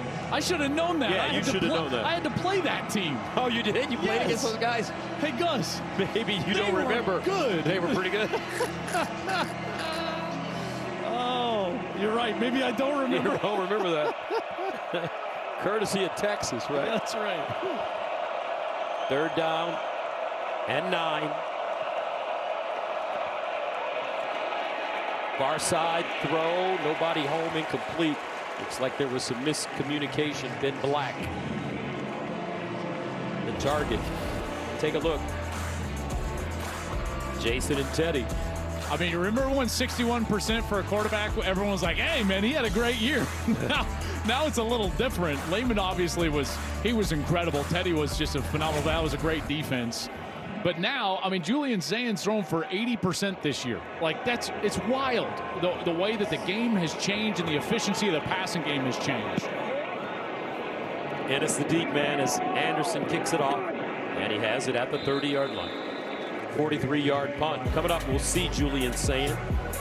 Young man, a Heisman Trophy contender. His team up 21-3. He's fanning up. Oh, my goodness. 21-3. That looks freezing. It's not freezing. It's 50 degrees. I know. What's wrong with you? Oh, soft my show, gosh. First down and 10 at the 30. Let me take you to East Lansing in February. I'll show you freezing. Jackson, what a hole. And Bo Jackson continues to impress. A good block on the outside by the tight end, Bennett Christian. Every one of these runs, you know, that they finally break them out, those tight ends, they seal an edge. They do a nice job in blocking in the run game, and that's a big run for Jackson. 15 carries, 95 yards for Jackson. He runs it again. And Bo Jackson picks up 3. Get close to another 100-yard game for the freshman. Yeah, this is where, listen, if you're Ryan Day, you want your 5 guys up front to just start owning the game and just take it over, drive down and score. If you want to take a shot, that's great off of play action, but everything needs to start with those 5 guys up front. Can you close it out? You know, can you own the line of scrimmage? This is not a great rush defense from Rutgers, and you've got to put your stamp on this game if you're the offensive line of the Buckeyes. 2nd and 7 at the 48. Zayin wants to throw underneath, and it's caught by Max Clare. Oh, Max Clare showing off now. with the hurdle, a 24-yard pickup. He's trying to get the hurdle 2 weeks in a row right here. James Peoples hurdled a UCLA defender and he scored, and Max Clare, he gets tripped up right there. But again, another crossing route off of a little play action, and they're eating up that man coverage that Rutgers likes to run against the tight end. Clare has been outstanding today now. 7 catches, Gus, over 100 yards. Best day as a Buckeye since transferring in from Purdue. First down to the 27.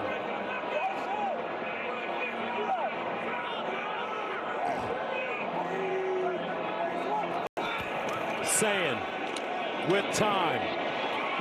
Incomplete. Mylan Graham, the intended receiver. And Joel, I found out what the secret sauce is with Ohio State and these receivers. What's up? What's the secret sauce? They get all these kids from a 7-on-7 program called SFE, the South Florida Express. Coach Gates, Brett Getz, Brandon, Carnell, Jeremiah, even Mylan Graham all come from this program. We need to start our own 7-on-7. Me and you. You call them plays, or of course. No, I'm just going to be the executive. I see. You're calling the plays. Jackson. Gain of 1. Well, it's an embarrassment of riches, really, when you think about the run of wide receivers that this Ohio State program has been on. And a lot of that, you know, whether it's the program like SFE, South Florida Express, it's also attributed back to their offensive coordinator, now wide receiver coach Brian Hartline, who recruited all of these guys and then developed them.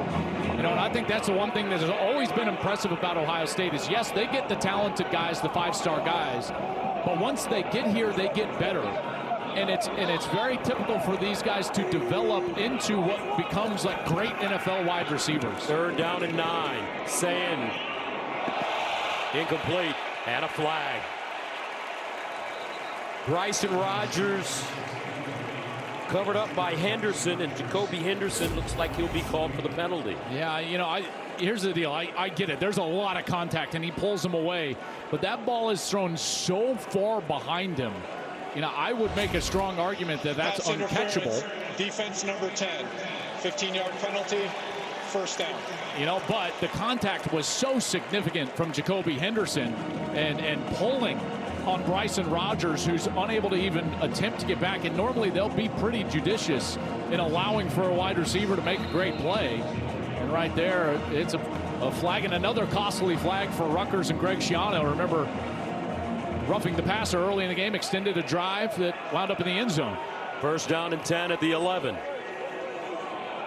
Jackson, the single setback. They give it to him. And he's wrapped up by Sam Robinson as he crosses the line of scrimmage.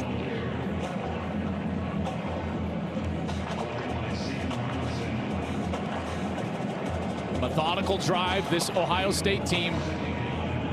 You know, as far as their pace of play, this is the slowest team in the country. When you talk about the time between snaps, almost 31.5 seconds. You know, they take between snaps, and that's intentional from Ryan Day. He wants to take snaps away from his defense, stay fresh for a long season. Second and 9 at the 10. They toss it out to Jackson with blockers, cuts it inside. Touchdown Buckeyes.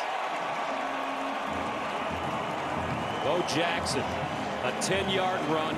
He's over 100 yards rushing now and 2 touchdowns. Well, you got to give the left tackle a lot of credit. That's Austin Sareveld. Watch Sareveld out in front, and also the tight end. That's Max Clare. Clare's the first one to contact. He sets the edge. Sareveld 1 block. Now 2 blocks as Jackson cuts back inside and is able to find the end zone.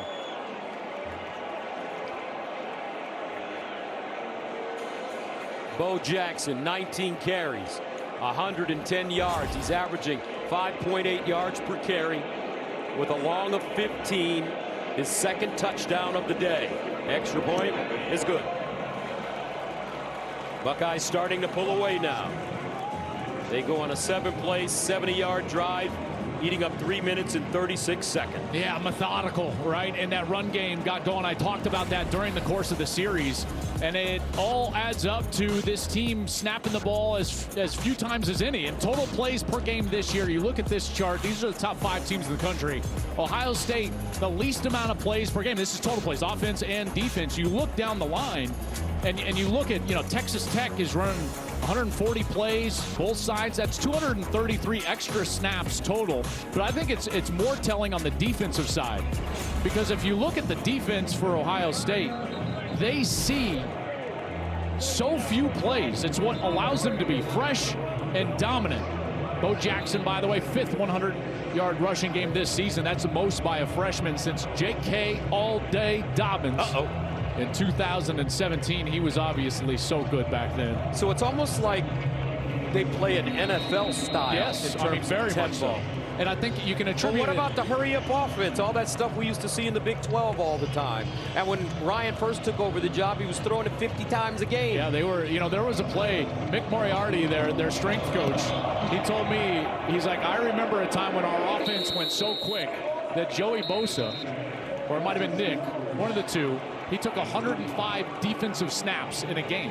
Well, see, you've got to protect your defense. This defense is so good, right? This is the unit right here that if they're to go on to win a national championship, it will be because of this unit right here, the defense. And so what you want to do is you want to keep them as fresh as you possibly can. You look up, Gus, they're going to play 90 less defensive snaps over 12 games than Texas Tech's defense. Well, that's almost 2 games worth. They'll be more fresh, more healthy, and ready to dominate. First down and 10 of the 25 for the Scarlet Knights. Here's Benjamin now. No gain. Caden Curry. What a year for Caden Curry. Man, how about the day he's had? A couple of sacks. Yes. He had the strip sack. 9 sacks on the season. 9. And by the way, he had been quiet coming into this game. You looked in the last few games, and he only had he didn't have a sack in his last 3, only 1 TFL after dominating against Washington. But here he is today, and he's been a game wrecker on senior day. 7 tackles. 2nd and 10 of the 25. Here comes a blitz, and it's Caleb Downs. Hello. Hey, man, tell me this is not NFL stuff right here. Look where he starts, Gus, and he's just going to run all the way into the middle of the line of scrimmage. The back usually has to have that, but how do you see that if you're a running back lined up on the opposite side? He comes from so far back, and yet he's so quick. Says bye-bye to that series. Caleb Downs, I tell you, man, the Swiss Army knife of college football. And he will be the face of a defense in the NFL. Look at all the awards he's up for. Bednarik, Lot Impact, Thorpe Award, Walter Camp Player of the Year, Nagurski. 3rd down and 18, incomplete. And the thing about Caleb Downs, I think the best compliment that people give him is that he reminds a lot of people, a lot of NFL guys, of Ed Reed. Yeah, and he's Ed Reed, one of the greatest safeties to ever play the game. And so here's why, is that he's so smart. And so Matt Patricia, the defensive coordinator, can give Caleb things that a normal player just cannot handle. From a formation standpoint, a tendency standpoint. It's a low punt. And out of bounds near the 30. That's what separates him. All right, let's go downstairs and check in with Jen. It's been so nice to get to know Caleb Downs really all year. And, one thing I love about Caleb, he's got this seriousness, and you see it in these pictures. There he is with his brother Josh, and that seriousness is on display. So on the left, he said, I was 6 years old. I had 60 touchdowns, but actually 12 holding calls, only 48 counted. And his story to me was his parents said, you're so serious. You got to enjoy this. His high school coaches said, have fun. It's football. It's about to get really real. And he said, I don't know how else to play football. I've only ever viewed it as a serious sport. At one point, he thought about not playing because Josh, it was his brother's sport. But thank goodness Caleb decided to play football. And oh, how lucky are we to watch it on display. His dad, Gary, was a running back for the Giants, Broncos, and Falcons. Here's Sand to throw it. Excuse me, Keenholz in the game now.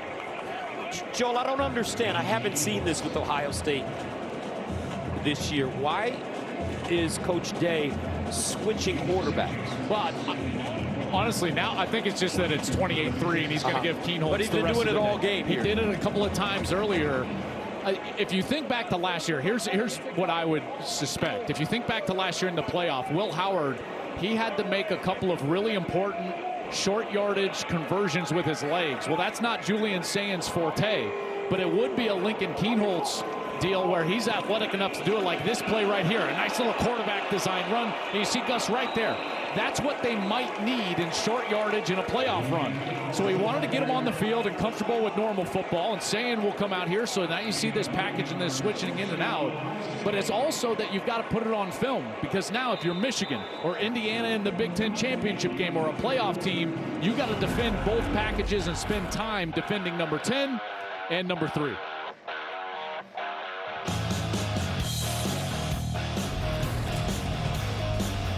Saturday is sponsored by AT&T Business. Connecting changes everything. Hey folks, look at that sun shining in down here on Ohio State. 28-3 our scores to start the fourth quarter. Gus Johnson, Joel Klatt, Jenny Taft with you. Total yards 129 for the Buckeyes in the third. -6 for Rutgers. That's the story. You think it was an intense halftime in the Buckeye locker room? First down. And the handoff to West. And Isaiah West, freshman from Philly, no game.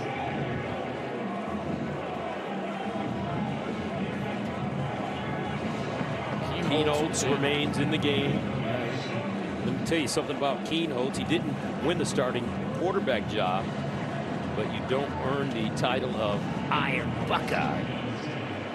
Exceptional dedication and performance in the weight room and on the field, especially in the offseason, which means he's a leader. Getting some really good PT right now, which may pay dividends down the road. 2nd and 10. Keenholz with a burst. Keenholz, nice cut. And he'll dive down, lost the ball. Looks like he will be down.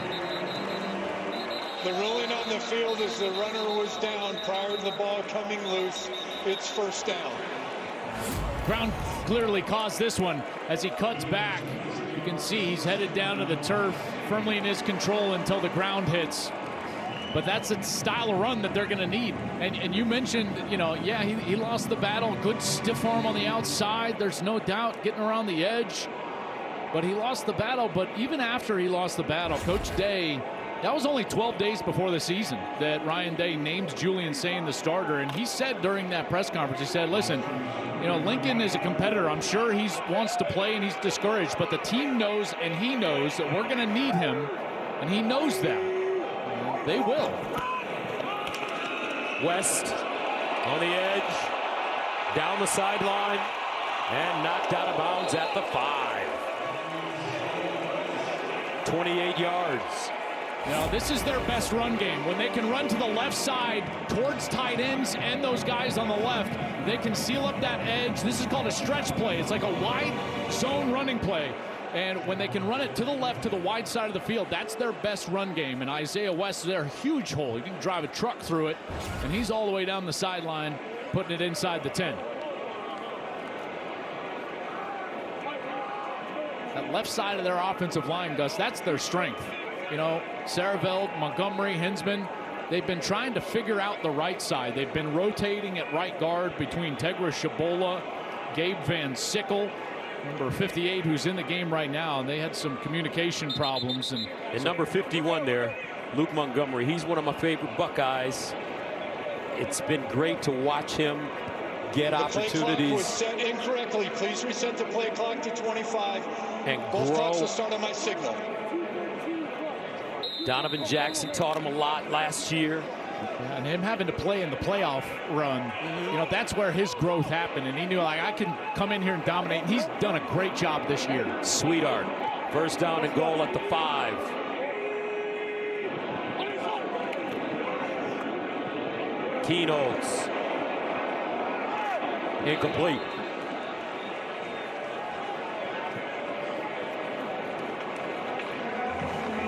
Broken play there. There was miscommunication there. I think there was. Keenholz was expecting somebody break back out to the left side. No one was there, and now Sayin will jump back in. So here on this last couple of series, we've seen this in and out between Keenholz and Julian Sayin.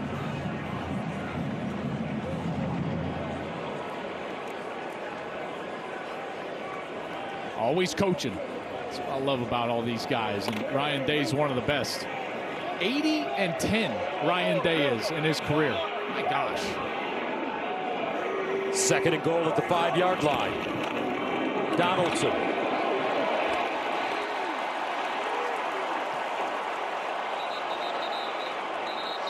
Far side official came in, marking him down at the 1. Looked like he got in. There is a flag also in the end zone. A straight ahead run. Donaldson, a big back, transferred in from West Virginia. So we'll have to figure out the flag, as well as did that ball get to the goal line before he was down. It certainly looks like it did. That elbow comes down. On the field is the runner who's short of the goal line. After the play, unsportsmanlike conduct. Offense number 70 is first of the game. 15-yard penalty. The down counts. It's third down. Okay, so because that was a dead ball, they're going to have to review that touchdown or not.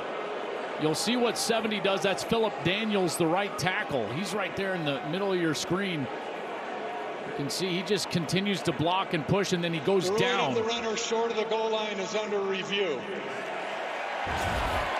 And so it's that last hit that he dove down after the defender. But again, that's a dead ball. And so you go back to, like, when was he down? Where was the ball? That's right there. His elbow's about down, and that ball looks like it is crossing the plane of the goal line.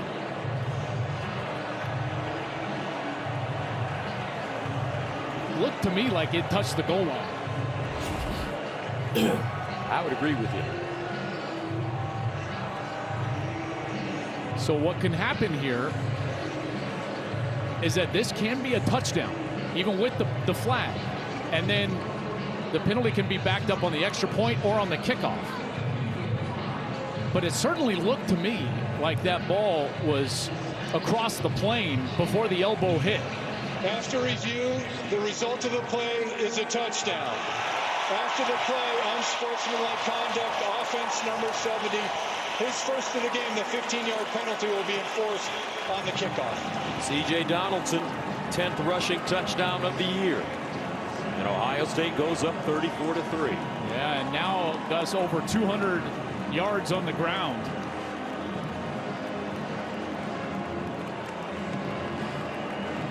They had 222 against UCLA. And now over 200 against Rutgers here. And Donaldson, he's made a career out of finding the end zone. 42nd career touchdown. Extra point is good. 35-3. 11:39 to play in the fourth quarter.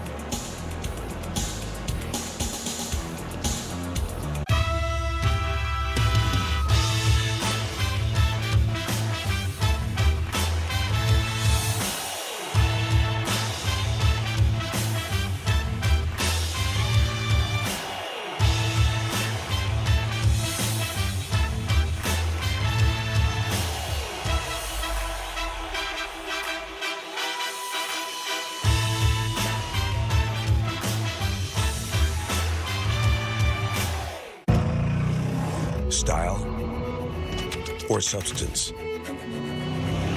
Somehow, it became one or the other. But there is another choice. Not stopping until you have everything in the GMC Sierra, where current eligible GMC owners get 0% APR with a total value of over $11,500 on this Sierra 1500 model. That's 20% below MSRP. Today's digital world is full of risks. I present to you the world's most protected business. Creed, we have AT&T Dynamic Defense. It prevents malicious threats. How are people supposed to get in? There's no door. Somebody say door? Light him up, Bobby. My man. Domino's new spicy chicken bacon ranch is looking hot. Is that drizzled with? Ooh, fire. Mix and match medium specialty pizzas for $9.99. Only at Domino's. Wearing regular shoes feels this cramped. Or glide step wide fit hands-free Skechers slip-ins feel like this. With Skechers slip-ins, just step in, no bending down, no touching my shoes. Try wide fit Skechers slip-ins. Big News Saturday is sponsored by Pacific Life, building confident futures for nearly 160 years. Wow, this kid gets wiped out. Look at that. A decleater. Brutus, too. Brutus is 60. How can he keep doing that? Look at this shot right here. I love when they do this at the games. So that shot, that last shot, that's our low end zone. That's Bobby. Bobby, our camera guy, he's so good, right? And you know, like, that's his favorite shot of the day. It has to be. to be Bobby's. That's some serious hitting going on. Oh, I love it. 35-3, our score, as Ohio State prepares to send it away.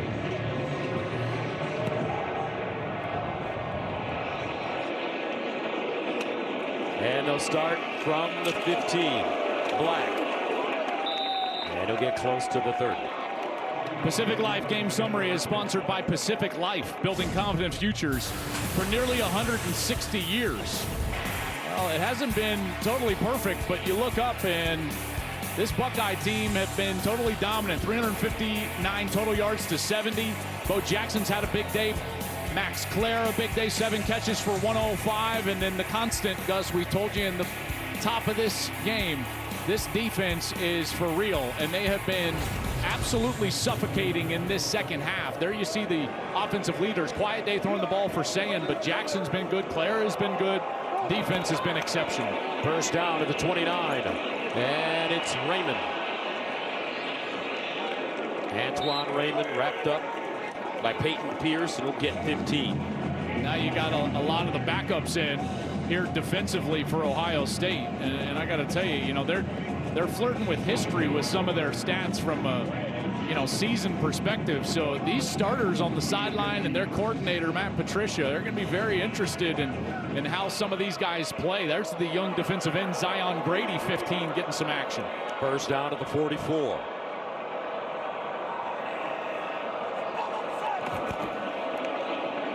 They want to throw it over the middle. And a nice pitch and catch by K.J. Duff.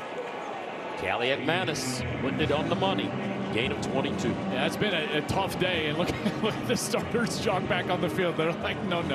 Caden Curry back on the field right here for Ohio State as they're trying to protect some of those numbers. Now, what happened in the second half? It was 14-3 at halftime, and all of a sudden, Ohio State comes out in the second half and just turns it on. Yeah, they just kind of strangled Rutgers. You know, defensively, they were suffocating, and so the run game wasn't there for Rutgers. They were great in coverage on the outside.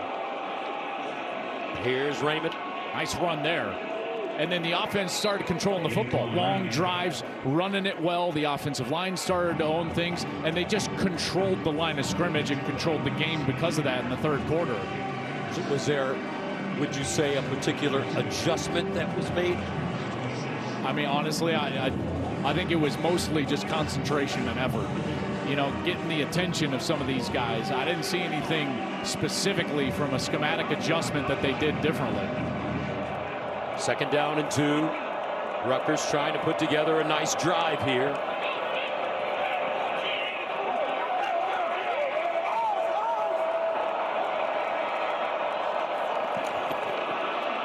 Raymond, and he will not get back to the line of scrimmage. Edric Houston in on the play. Nice stop. There's another freshman in there. That's number 20, Riley Pettijohn.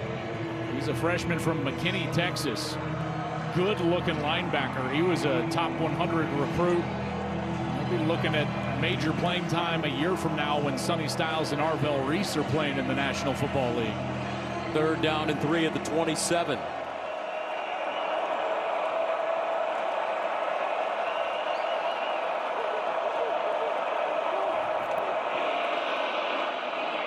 They throw it. This time, Fletcher. And Kenny Fletcher Jr. Nice catch and a 1st down. Yeah, Fletcher Jr. is a good player. He had 18 catches coming in to this ball game. He's an aggressive guy on the outside. Just a touch undersized, you know, at the tight end position. But I like the way that he moves on film. And right there, did a good job of getting outside, getting the line to gain, and moving the chains for this Rutgers offense. 1st down, Scarlet Knights at the Ohio State 24.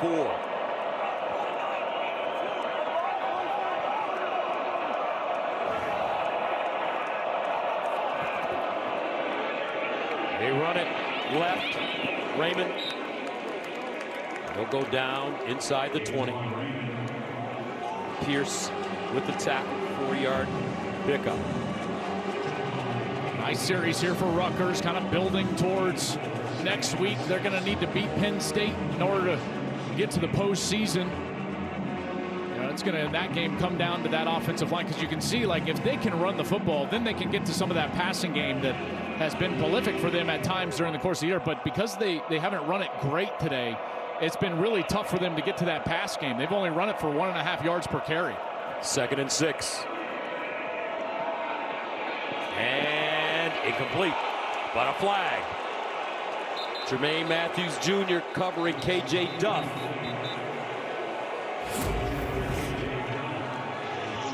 Pass interference, defense number 7. 15-yard penalty, 1st down. Now he just catches him right there, and it's such a tough matchup because I mentioned it earlier. Jermaine Matthews is only 5'11". KJ Duff is 6'6". You know, so he sits there, he gets on top of the route, but then he catches him and just doesn't let go. And that hold of the left shoulder with the left hand prevented Duff from going back and making a play on that ball. It's the right call right there, and just a tough matchup for Jermaine Matthews. So 1st down and goal at the 4 for Rutgers.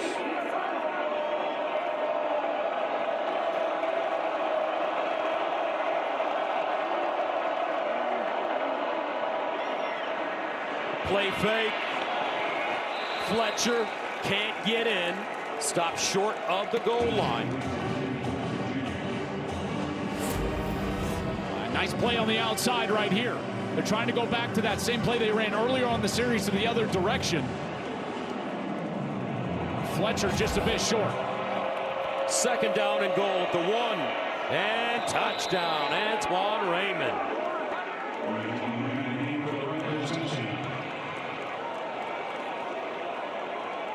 Good series for Rutgers. 12th rushing touchdown of the season for Raymond.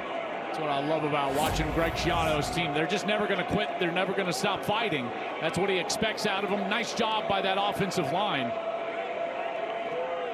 You can see after he gets in, Caleb Downs over on the sideline is thinking to himself, come on, fellas.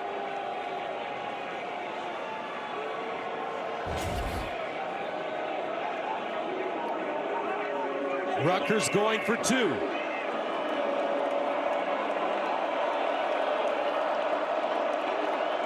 Kaliakmanis. And picked off. Devin Sanchez in the back of the end zone. 6:43 to play in the 4th. 35-9 Buckeyes.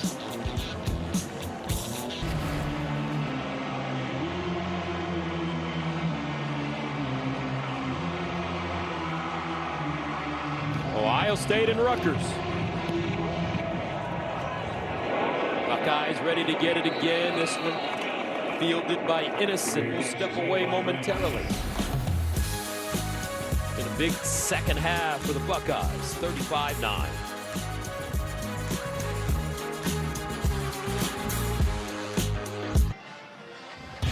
Last year, Ryan Day came into the season with a lot to prove, and he did it when he won Ohio State's first national championship since 2014. But he still left some boxes unchecked. He is still looking to win his first Big Ten championship since 2020 and to beat Michigan for the first time since 2019. First down to the 25 of the Bucks. Keen Holtz in the game at QB. Here's the handoff to West. Isaiah West. Gains 4. You just think about that matchup next week. I tell you what, man, that is the best game in college football. The biggest rivalry maybe in all of sports. You just think about where that rivalry left off on this field last year with the scuffle at the end. Ohio State goes on to win the national championship. Michigan ended up beating Alabama in a bowl game. And, you know, depending on what happens with Michigan and Maryland, you know, Michigan will be thinking to themselves that they can get into the playoff with a win, you know. So I tell you, just like all the stakes in the world. Keen Holtz drops it off. And this time it's Jelani Thurman, his 7th catch of the season. Let's take a look at what some of the ranked teams are doing today. Michigan's got that Maryland squad on the road.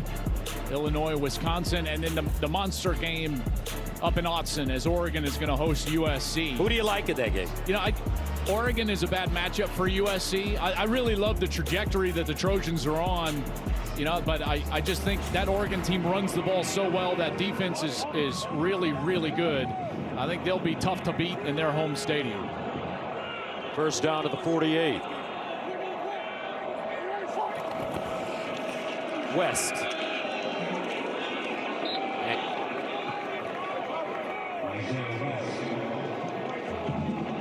You take a look at these Big Ten teams, Ohio State and Indiana, you know, they're pretty firmly in the CFP. And then you got these 3 teams that maybe work to do. Oregon inside of that line, obviously winning in for them. An 11-1 Oregon would certainly be in the playoff. You know, I think if USC were to beat Oregon, they would almost certainly jump inside of that top 10 and be a CFP team. And then Michigan with that monster game against this Ohio State team. If Michigan were to go 10-2 with a win over the #1 team in the country, one of their only losses, one of their 2 losses being at Oklahoma in a non-conference game with Oklahoma firmly inside of that top 10, I think Michigan would go. And here's the run for Peoples down the sideline. And he will stroll into the end zone for a touchdown. 49 yards.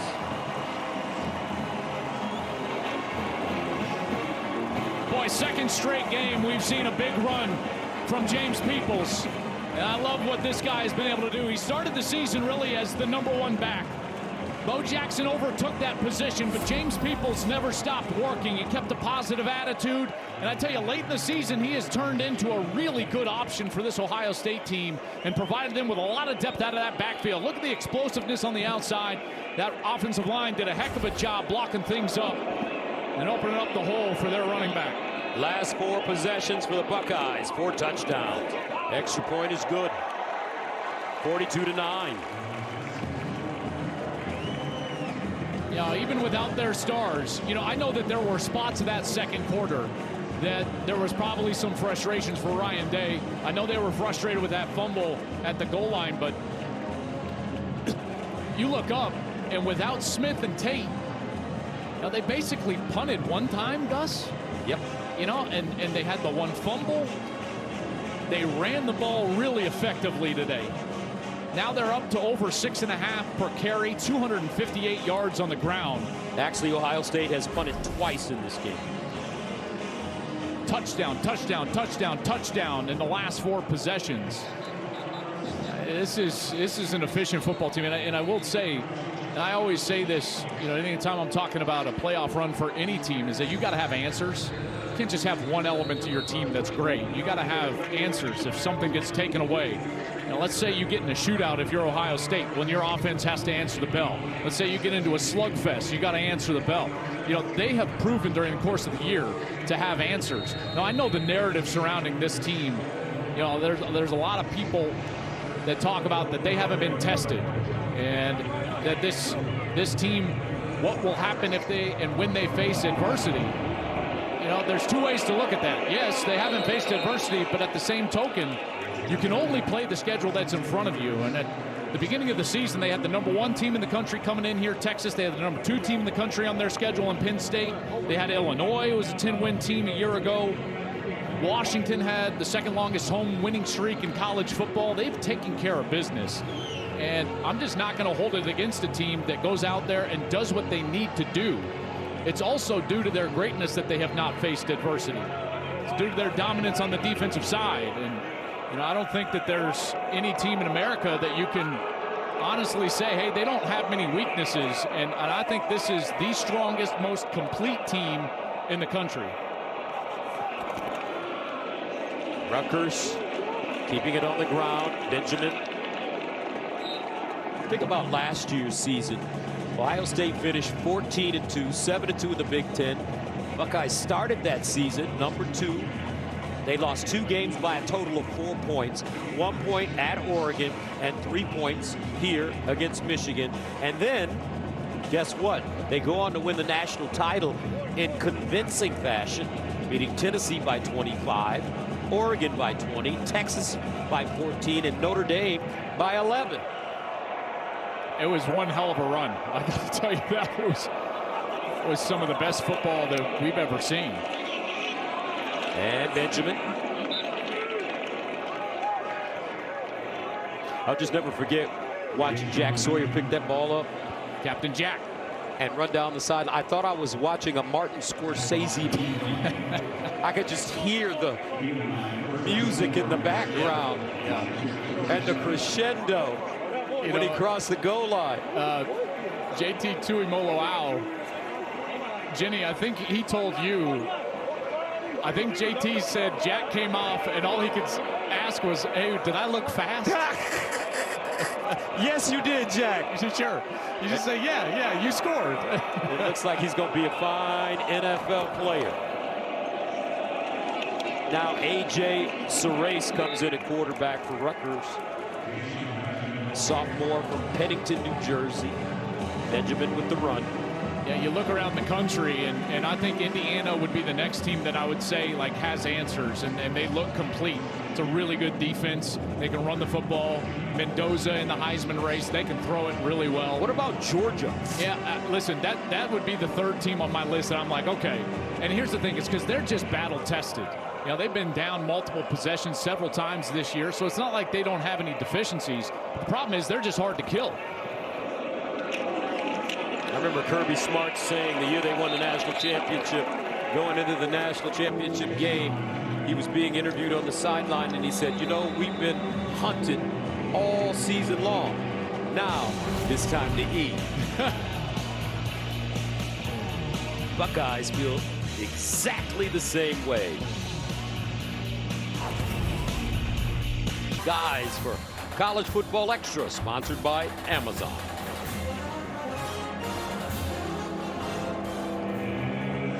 (42-9), 2 minutes remaining in the fourth quarter. Ohio State on top of Rutgers. Scarlet Knights 3rd down and 6 at the 41. A.J. Surace has come in at quarterback